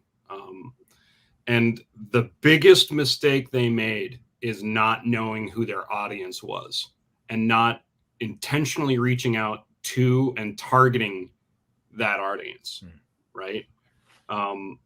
They made games and then just like released it, but they thought that they could skate in on the fan base they had already built, and that fan base would be rabid for the new thing, even though the new thing was very strange and they didn't market it to a new specific audience. They just thought, well, the name, our company name is going to carry us. No, it really is not. Those Venn diagrams, they overlap very tiny ways. Like for the weird ones like me who reads novels and comic books, right? There's still a very strong divide between how comic books are perceived as low art versus the high literary reading experience. Certainly you've encountered that. So I think it is possible to try to appeal to some of your comic people, but you should really just build a big list full of your literary friends and your contacts and people who like other projects, other prose projects like the one you want to make. And I don't think you're going to see much crossover initially. That doesn't mean you shouldn't market to the comic people. And one of my suggestions was going to be, well, maybe you do an intermediary small small Kickstarter, $1,000 of some sort of co-project where it's half prose, half illustration mixed in, that you can kind of warm up your audience to the idea that they're going to be reading more words than images. And then you could, you're not risking an awful lot in terms of, your resources, and you're testing the waters for is there interest in this thing if we decide to push it a little forward? And then you could crank down the art content so it's all words again, right? Once you have a better idea. Right. But you need your separate mailing lists, and don't let those mailing lists meet. Yeah. Well, I mean, Lynsey does have a mailing list specifically for her writing, but that's also more like journalism and hasn't really been prose fiction. So yeah. Well, and I want to encourage you that if you were to like go back through, like, say, the list launch program or the comics launch course through fresh eyes, one of the things that you would learn is that, when it comes to getting that initial launch list off the ground, you would not start from absolute scratch. You would be looking at your existing assets, which now include hundreds of Kickstarter backers and however many people are on your email list right now, all of your various lists, but and as well as your personal connections and things like that. You might want to say, all right, we're going to try to build this list from this new list and offer, and invite people that are on our existing list to come and be a part of it. When we launched the C is for Cthulhu brand, we had the Comics Tribe brand. It was comics and things like that. And not a ton of crossover, but not no crossover, because we had a lot of parents that with young kids. We had a lot of Lovecraft fans, or we have horror fans, etc. And so it wasn't like it would be silly not to at least attempt to put the offer out there and see who would come over. But eventually, when it comes to doing our marketing, like, we crafted offers that really resonated with that specifically, so that when we did break that off and segment that list off, we're focusing on getting the ideal person in, as opposed to trying to serve all masters with the marketing there.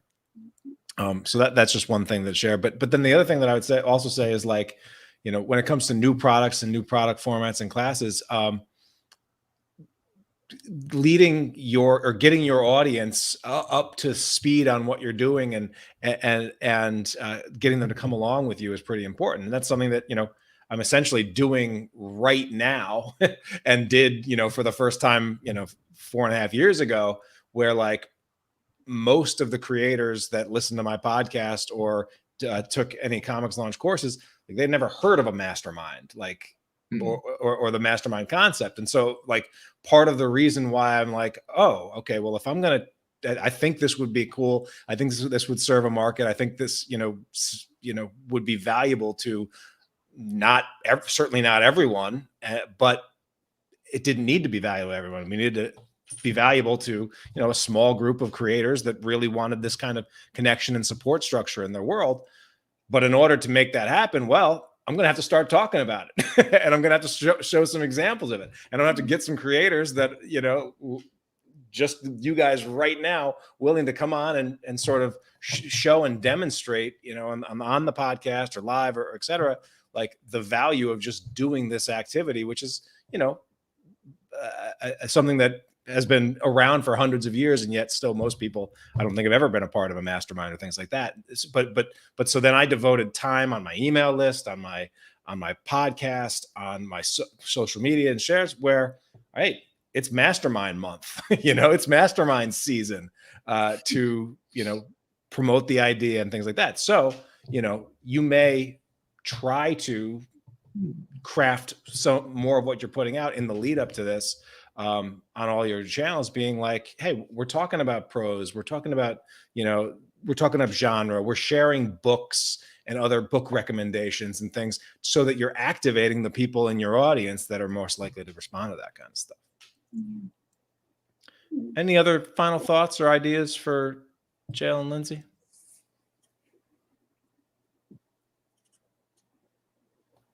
Do it. I want to read it.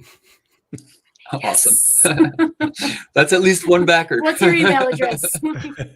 I'll send it to you. I'm on your list. Awesome. All right, guys, reflect back to me what was valuable here for you.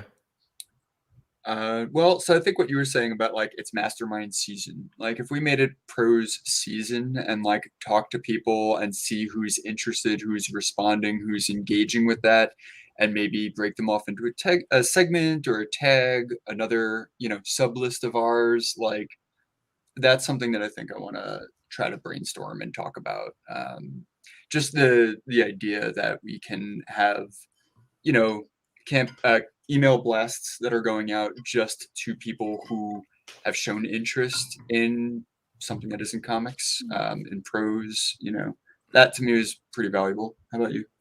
I think the idea of really targeting who it is that you think is going to be into this, and starting with the idea of asking people if they're interested in reading prose. Like, that's a really simple step that I don't think I would have come to on my own, honestly. So that's like step number one for me. And then I think, yeah, redoing the ideal reader worksheet and really thinking about, like, how is this person different from the person who reads the comics, and where can I find them, and how can I reach out to them, are things that I may have skipped over if left to my own devices, because I'm like, well, I'm already a writer because I write comics. So everybody knows that I am the writer that they want to read, but that may not actually be true if you are a comics person and not a prose person. So I'm definitely going to pursue those. I think also keeping a low goal on a new, a new quest, a new venture. That's probably a good idea. One of the really great things about going from comics to prose is that black and white printing is way, way cheaper. Yeah, uncoated paper, like black and white, small books. Like, we looked at the prices. It's like, a fraction the cost of printing. Let's print million. Let's print a Yeah, million. it's just like, wow, we could just get a whole, truckload. Like, yeah. Well, that's great. And I want to. I know you guys just wrapped up a Kickstarter. Is that right? Yeah. Is there anything coming up that you want to plug, or what? We'll give you a little time. I mean, if anyone wants to just in general check out OneshiPress.com, we've worked on 11 anthologies now. We have several of our own series that there's already a few issues out, and we're just generally always trying to be involved in fun, cool stuff. And this weekend we're having a sale on our online store, 20% off all books, OneshiPress.com. Black Friday special. Yeah. Awesome.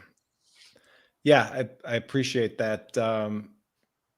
And we're trying to get I was trying to pull it up. It's probably not you. It's probably just the fact that live streaming. There it is. There you guys. There we are. Live streaming is a bandwidth hog. Yeah. Well, great. And we'll hope people will check out the cool stuff that you are creating over there. Awesome. All right. So I saved this one for last. We've been going strong, and I appreciate all of your time and that you guys have spent with us. This has been a really good session so far.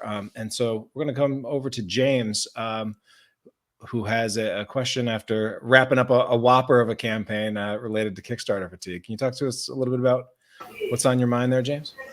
All right. So it was about this time last year that I looked at my wife and I said, I have enough content that's already ready to go that I could launch a Kickstarter every month next year. That would be this year.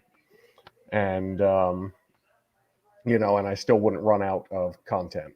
And that's mainly because I had, about a year of sitting at home doing nothing but creating stuff.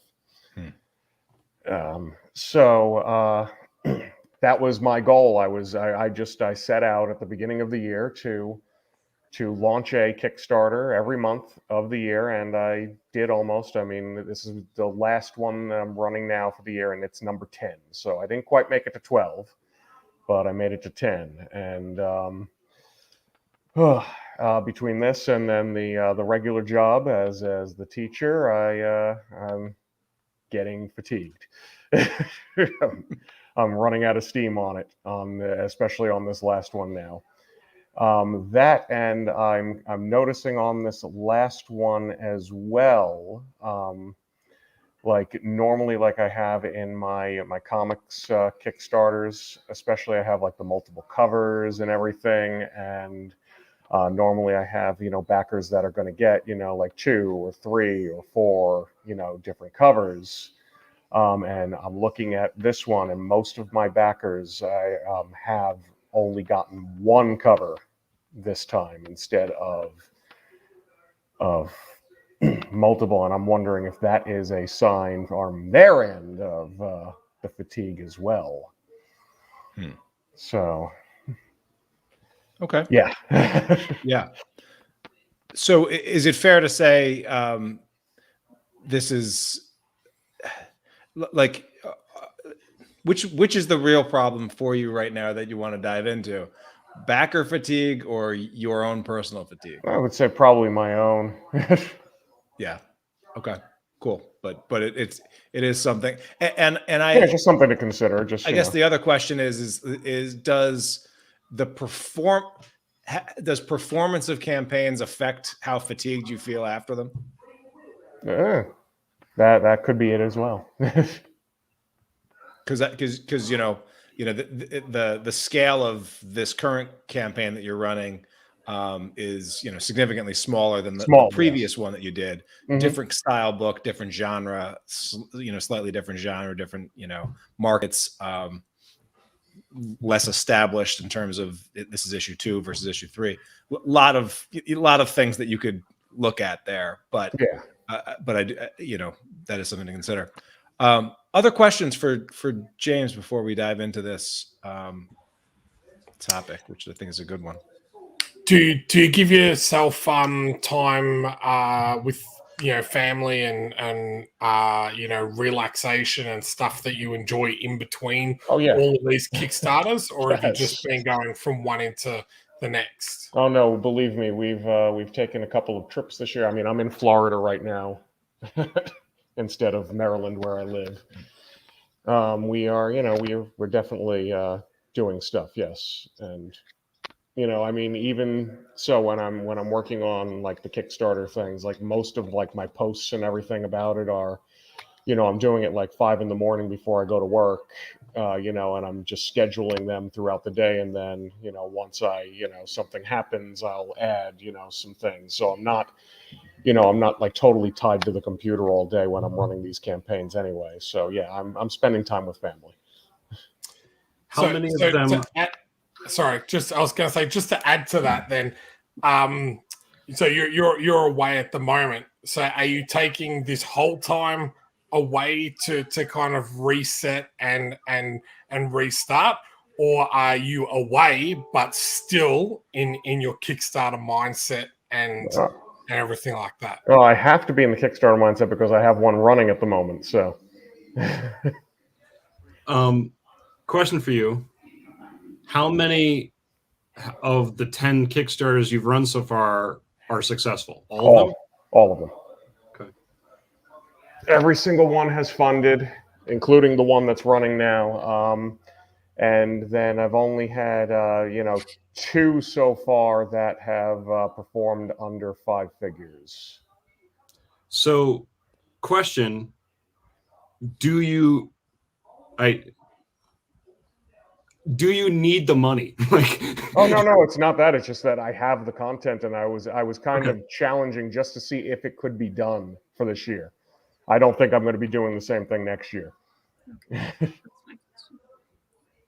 I was just gonna piggyback on that, saying like, do you have people helping to manage your campaigns? Do you have people helping to do fulfillment? Do you have people helping to market and all that kind of stuff? Like, have you figured out how much of it you can offload? Yeah, no, we have the people that help out with the fulfillment.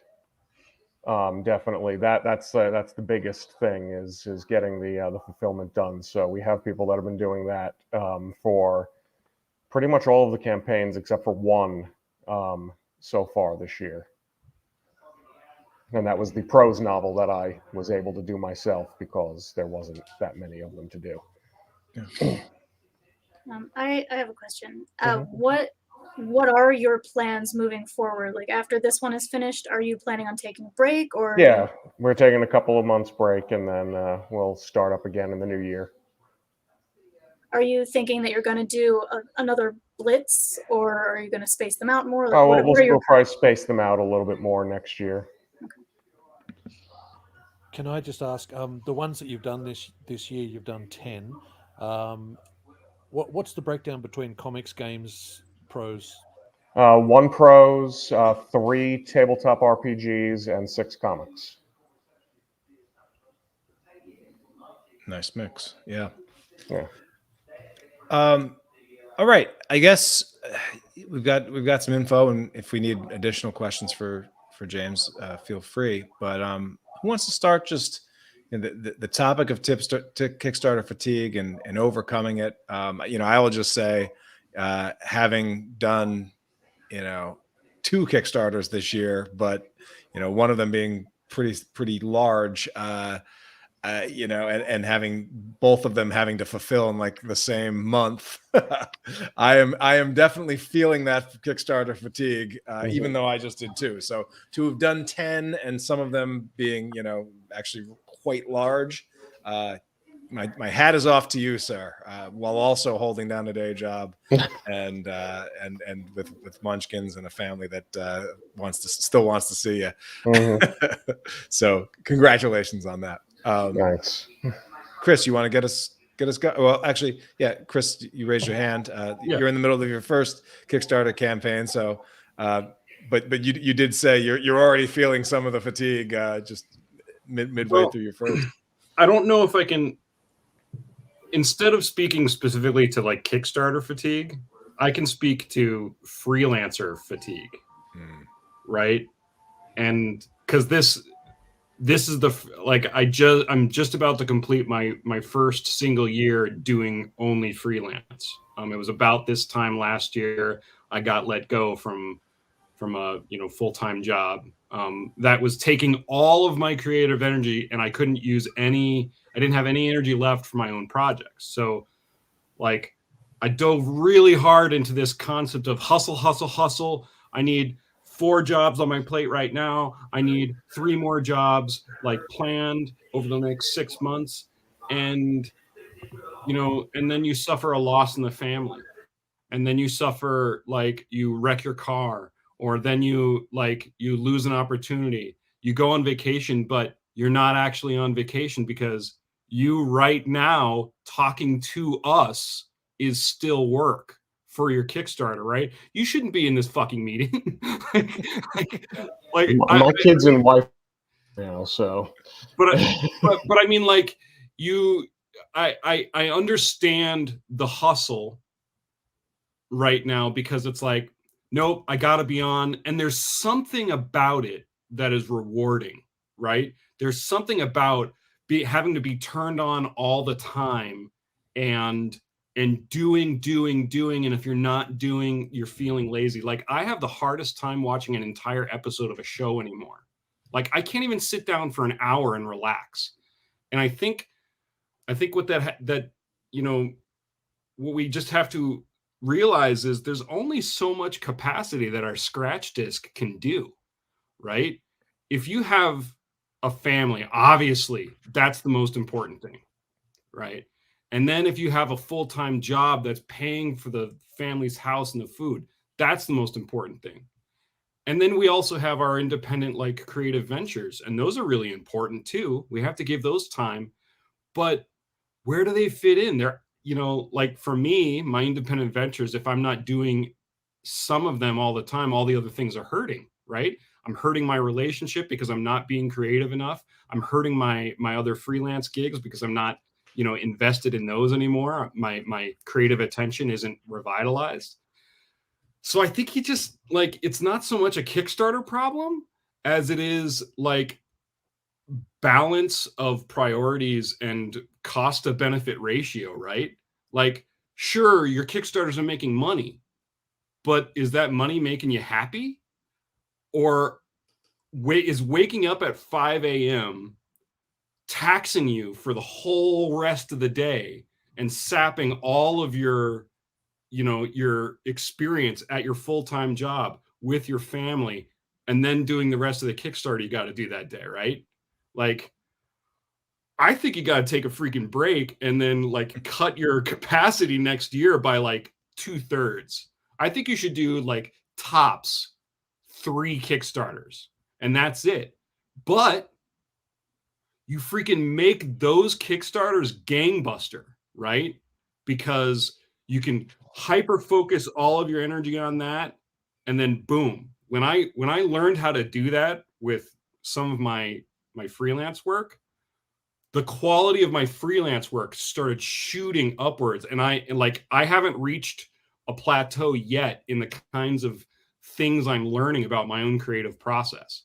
So I think you just got to give yourself time and space between your big creative, drive and ventures to reset and recharge, right? It's not so much that you're losing time with family and work and friends, quite as you're making too many withdrawals from your creative wellspring, and you're going to run out like if you don't come up with a new mix.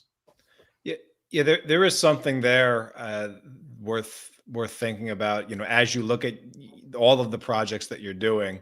And if you are, you could probably go back and do a year post-mortem and compare the amount of time you spent on certain projects and the, how, fulfilling they were to you both, personally, energetically, and financially. And there's a book called The Pumpkin Plan that's based on the analogy of how you grow a world-class award-winning pumpkin. The way they do it is they plant a ton of seeds. They get the best seeds, they plant a ton of them, let them start growing, and then once they start growing, they look and see what pumpkin is growing, and then they just kill all the other pumpkins around it and focus all their attention on the one pumpkin. Doesn't necessarily have to be that extreme, but that is how you grow a world-class thing, and not spend a ton of time working on projects where some of them just aren't anywhere near as valuable as other projects. I want to go over to Shaun, who is someone who also has jumped from Kickstarter to Kickstarter and, opening a couple of different accounts so that he can have multiple Kickstarters for different teams and things like that as well. I'm sure you have some thoughts on Kickstarter fatigue, my friend. Yeah, so I thought 10 comic projects in 18 months was good, but 10 projects in a year, my God, mate, I can't imagine that. But I can only talk from my own personal experience. I used to do between 20 to 26 conventions a year. And, it took me a long time. Like my wife is super supportive of my creative endeavors and all that type of stuff. But there comes a time where you need to realize that the amount of time and effort, and it's pretty much what you were just saying, Tyler, as well, the amount of time and effort that you're putting into a project, when you take a step back and have a look, what is it providing you? Is it providing you gratification of putting something out? Is it providing you a financial and financial benefit? Is it or is it just sapping your time, your energy, and time with friends and family? So, having gone through that process before, I've committed to doing the maximum of only 5 Kickstarters in a year, which is I think still quite a few, but also making sure, and Chris, you touched on this, is that I've now trained myself to make sure that I take some time for myself and not feel guilty about it. Whether that's to sit down and watch a movie, even if I've got a Kickstarter running, sit down and take an hour and a half to watch a movie. If it's to go play Barbies with my 5-year-old girl, if it's to sit here and let her put makeup all over my face for an hour and then come onto a live stream and not realize that I've got eyeshadow still on that she's put on me.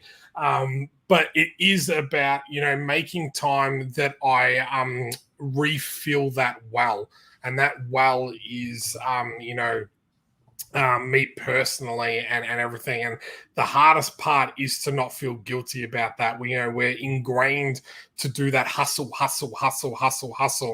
and to break out of that and actually understand that it's okay to take some downtime and everything like that. And Tyler, I'm friends with you on Facebook, and I love when you put up photos of your child and interacting with him and what you're doing with him, because it also shows that yes, you do all this other stuff, but you're making time for that. And I've been a stay-at-home dad, and I can say that they've been the best years of my life, of being able to have that time with my little girl. But making sure that I have time for myself is also really important. But everyone's different. You might be able to run 6 Kickstarters and you find that's your happy medium or whatever.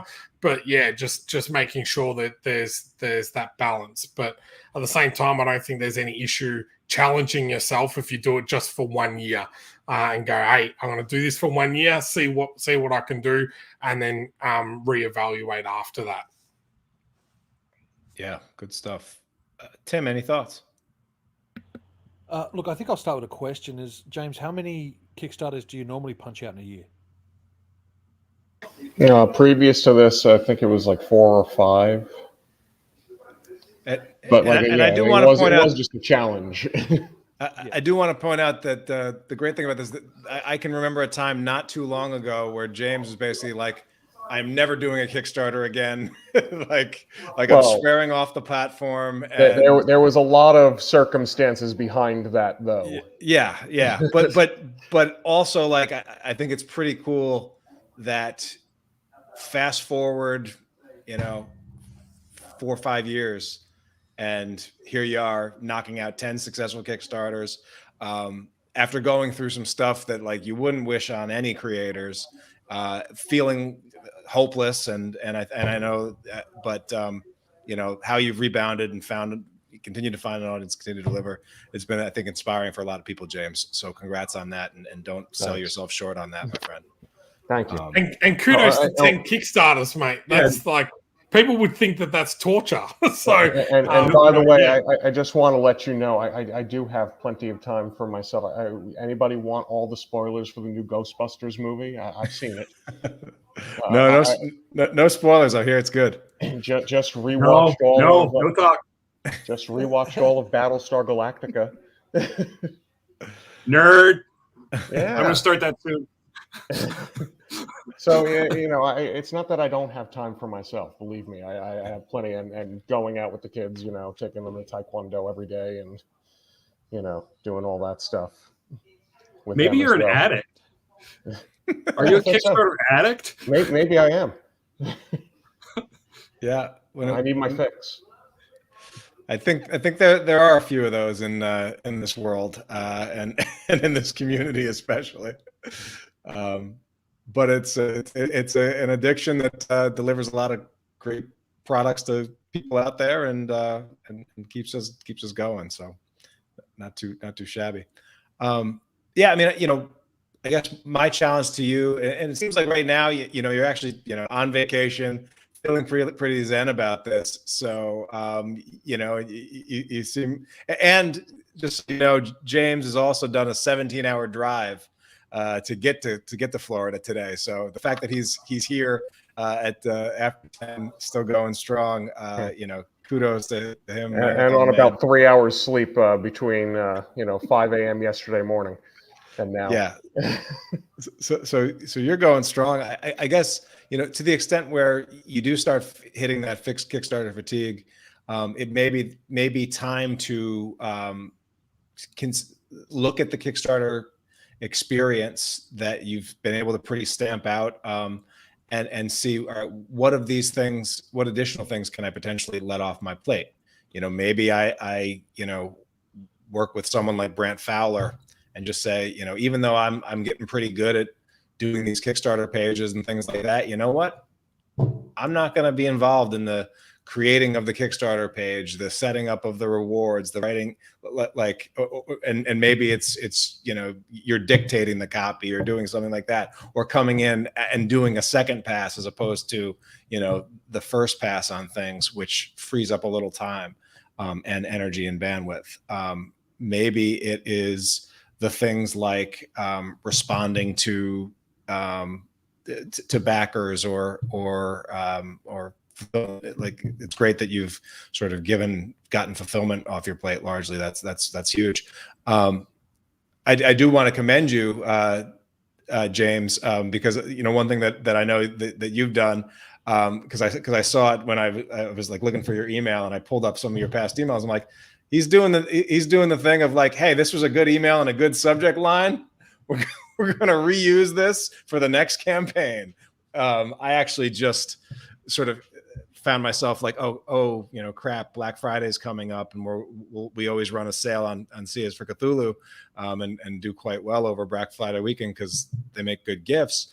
And I'm like, I don't want to write all these emails. And they're like, wait a minute, I can just copy 2019's emails and 2018's emails and 2020's emails, remove some references, update some pictures, but like most of those products we're still selling, and most of the things are still good. So not starting from scratch, templatizing your stuff, it can be very helpful for this. And I know you are already doing some of that. So the idea is, all right, what's the next level up stuff that's a little harder that I still feel like I have to do. Getting your time and energy back is a lot of that is like finding things that most people would think that they would have to do, and then having someone else do it or automate it or systematize it. Any other final thoughts or words of encouragement for James? Dude, you rock. Yeah, Tim. Seriously, that's just amazing. I can't even imagine. Thanks.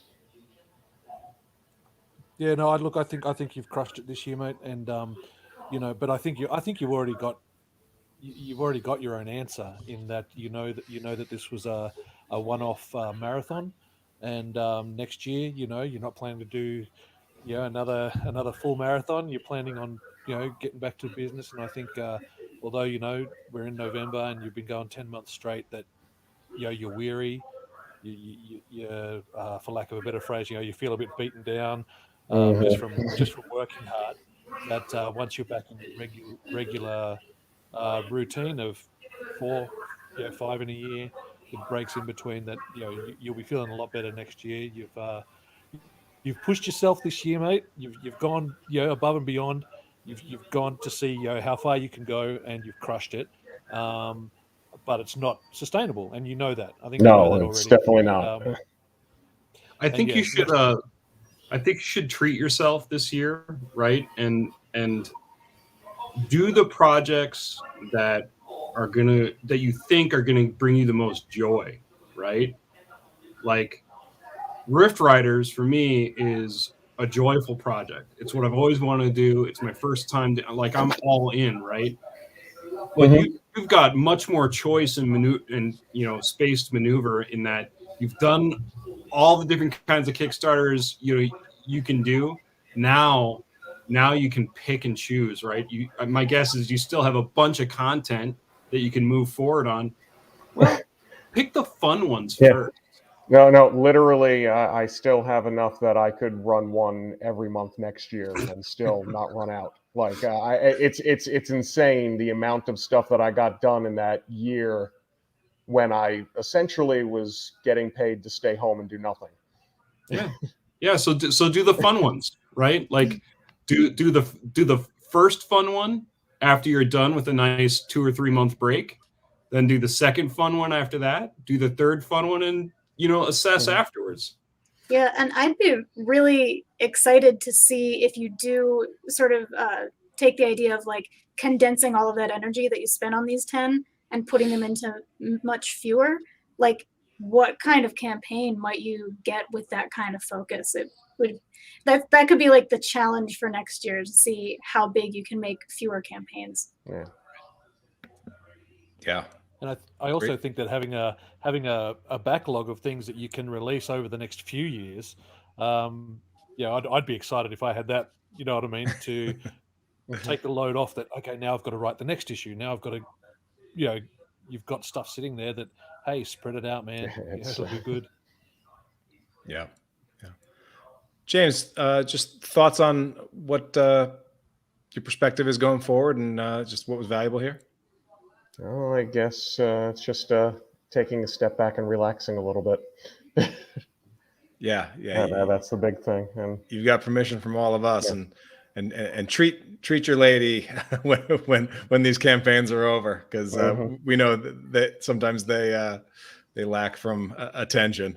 Yeah. So making a Kickstarter launch benefit to the people in your life as opposed to just cluttering up the hallway or whatever else. Oh my God, you have to see the hallway in my house. Can be helpful. All those boxes. Oh yeah. Well, James, while you're here, and give us a little bit of insight on Kickstarter number 10 for the year, and who it's for, what's it about, and who should back it. All right. Well, Plan 59 from Outer Space is a terrible sequel to a terrible movie. It is literally the sequel to Plan 9 from Outer Space, made back in the 50s by that infamous director Ed Wood, and it takes the action up to modern day. 50 plans later, the aliens have returned once again to destroy the human race. This time, they're going to try to destroy us using our own technology against us. Awesome. So, yeah. it's Cool artwork very much a sci-fi comic. The second issue is actually the last issue, so it's just it's just a two-part story, and we think it's cool. Awesome. Yeah, co-written by a friend of the show, Mike Dolce. So Mike Dolce, me and him worked on this a couple of years ago. Actually, this is one we launched the first issue of this. I don't even know how many years ago now, like 5 or 6 years ago, before I was in the comics launch course, and it failed miserably. And, we kind of forgot about it for a couple of years. And then last year we brought it back. We started working on it again. Got the first issue out last year, and then the second issue this year. Awesome. Yeah. It's time had come. Yep. Great to hear that. Well, this has been great. 5 awesome topics for discussion. I appreciate everyone just contributing so much and sharing your insights with everyone here. What we usually do at the end of Comics Launch Mastermind that Jayel and Lynsey will know, and Shaun from past masterminds, etc., is we always just try to share one top takeaway or thing. We try to leave things on a high note, something of value, some top takeaway or something that you found valuable. It could be from your session or any of the sessions that you want to just point out to bring us home. So maybe start with Shaun on that and share something that resonated or hit with you tonight. Good communication. I really loved all the information around that. Being able to provide clarity, keeping people informed and updated is something that I'm really going to take away and focus on when I'm building that publishing side of my business. That it's very clear around what I'm going to do for them and what I expect from them as well. So, Awesome. How about you, Tim? Oh, look, what I'm taking away is it didn't even have to do with my question. Is even though I've done it before, I'm actually going to go and reassess I can get it when I'm my audience. The audience. No, template I'm gonna wing it in a second.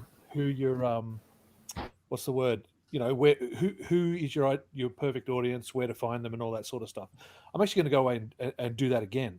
Although I've got my audience, it's been a few years since I visited that. So. I think it's going to be very worthwhile just to refresh that, Yeah, definitely. And while you're at it, you can do the worksheet on who the heck are you in 2021 version.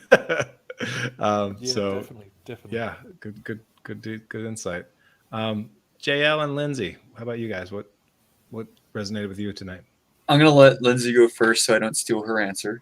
Well, I was actually gonna just say what Tim said, but my second takeaway from tonight is ask your audience what they want. Just directly ask them. It's something that escapes me all the time. So I'm really glad that it was brought back up and put right in the front of my brain where it needs to stay. Absolutely. I guess a second thing to take away is that maybe we should look at the, who the heck is our audience worksheet and, redefine our avatar for a new type of project. Like anytime we're doing a new type of project is just rethink who our audience is for that project. and how much of that crosses over from our previous audience, and how much of it is something new that we have to cultivate, you know? Yeah. So I'm going to be thinking about that a lot. And I will just piggyback on that to bring up James's fatigue thing. One of the keys to not overextending yourself is to limit the number of different audiences you're trying to create things for. It becomes so much easier to sell your existing audience the next thing than it is to create something completely different for a completely different audience. So, and as someone that has creative ADD and will, will launch 20 things, by default, if I'm not conscious about not doing that. I know how hard that can be, but pumpkin plan. Do you want a lot of small pumpkins, or do you want a couple really world-class ones? So that's something that definitely I'll share that as my takeaway / just reminder here. Chris, how about you? I learned that I need to stop trying to top myself, and I need to leverage the content I've already got and I was already planning on making, and just reinvest in that and polish it up a little bit more. Make sure the quality of the core comic I'm making is as high as it can be. So I'm really delivering that product that I got everyone excited about from the very beginning. And if I need another stretch goal to do it, fine, but I'm not gonna bust myself over like trying to make sure it's better than the stretch goals I already did. So I'm gonna stop doing that like right now. Awesome. And James, how about yourself? I'm just glad to see that I'm not the only one that's trying to do the multi-genre, or going in different directions with what I'm doing, essentially. Absolutely. Definitely not alone in this group. Yeah. Well, thank you so much, everybody. And thanks to everybody that tuned in and watched this this evening, or we'll check it on the replay, or we'll listen to you on a future episode of the Comics Launch podcast. Can't thank you so much for being a part of this community. Again, if you are interested in joining a mastermind or want to know more about the mastermind concept, I'll be putting out more material about that. Best thing to do is just go to comicslaunch.com/mastermind, get on our interest list, and we'll make sure that you know everything about it to make a good decision about whether or not the Comics Launch Mastermind or any mastermind might be good for you going forward. With that, thank you so much for tuning in. Have a wonderful Thanksgiving for those of you that celebrate it, and we can't wait to see what you launch next. Thanks so much, everybody.